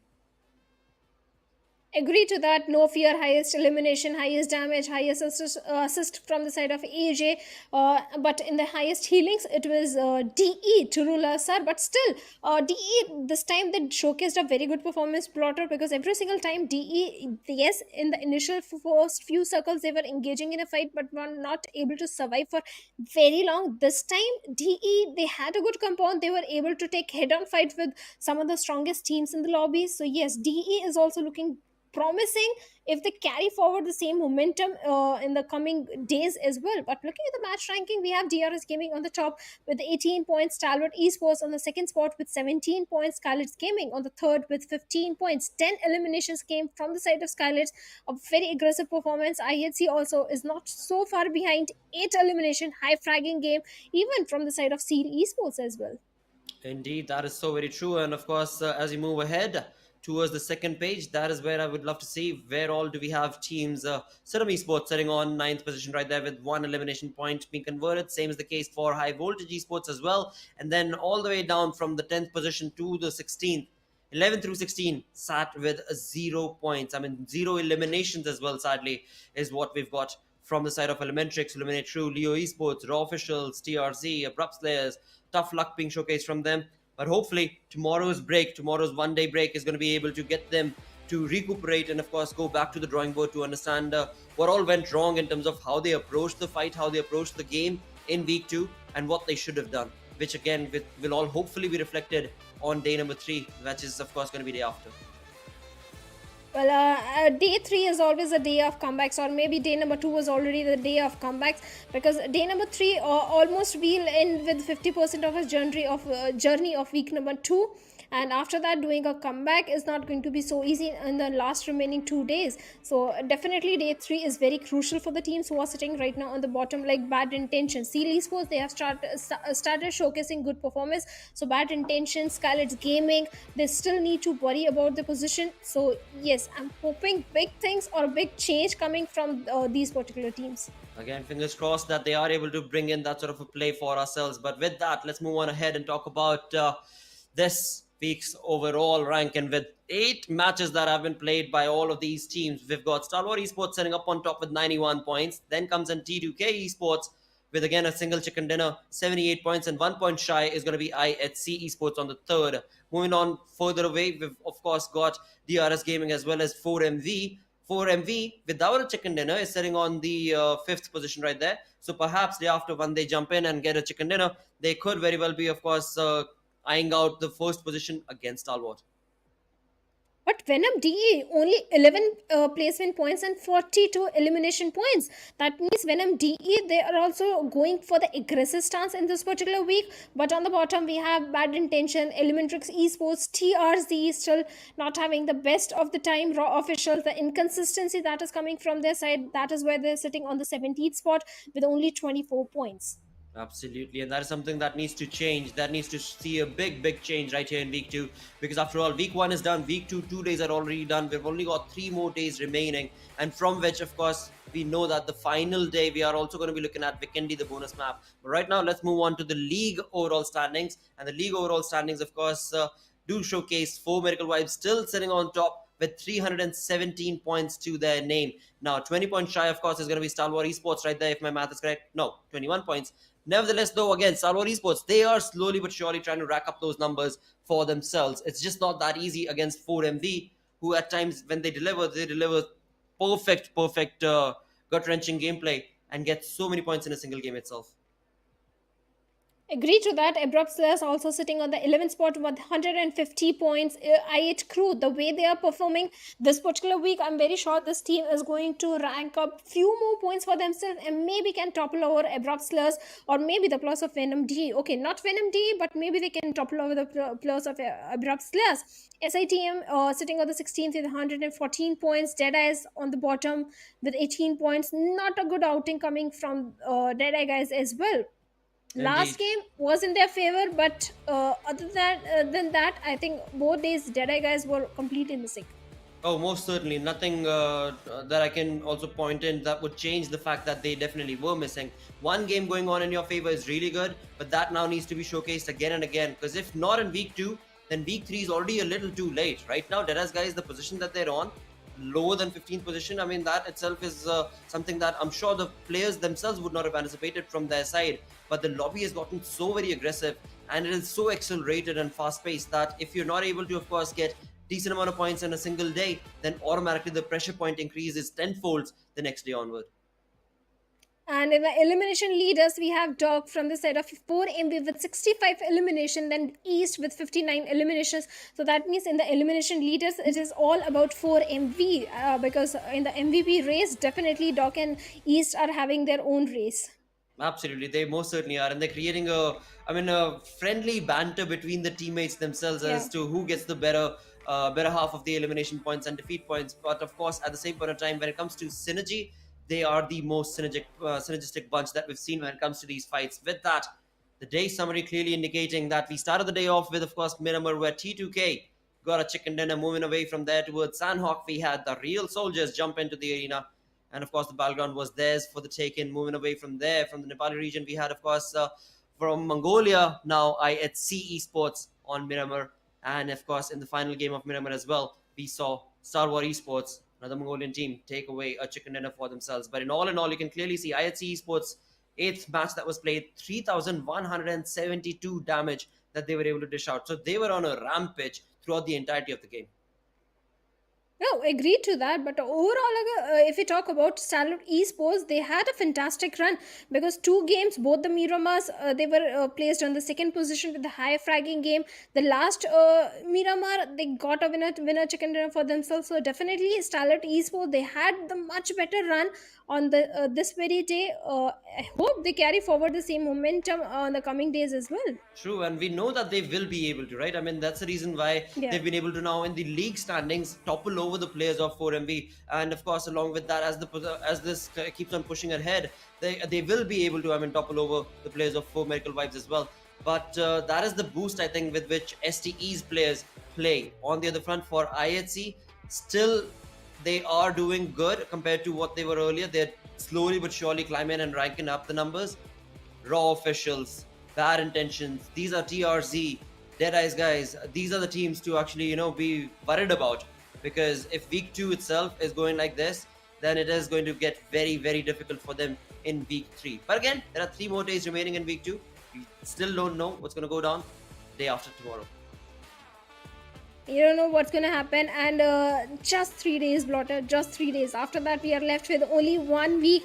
So day number 3, I repeat again, is going to be so very crucial for the bottom teams, because if you want to qualify for the grand finals, yes, top 16 are moving forward, but doing a comeback in week number 3 is not going to be so easy. So this week is so very crucial for the plus of bad intention, for the plus of raw officials, even for the plus of Deadeye guys, because they are right at the bottom.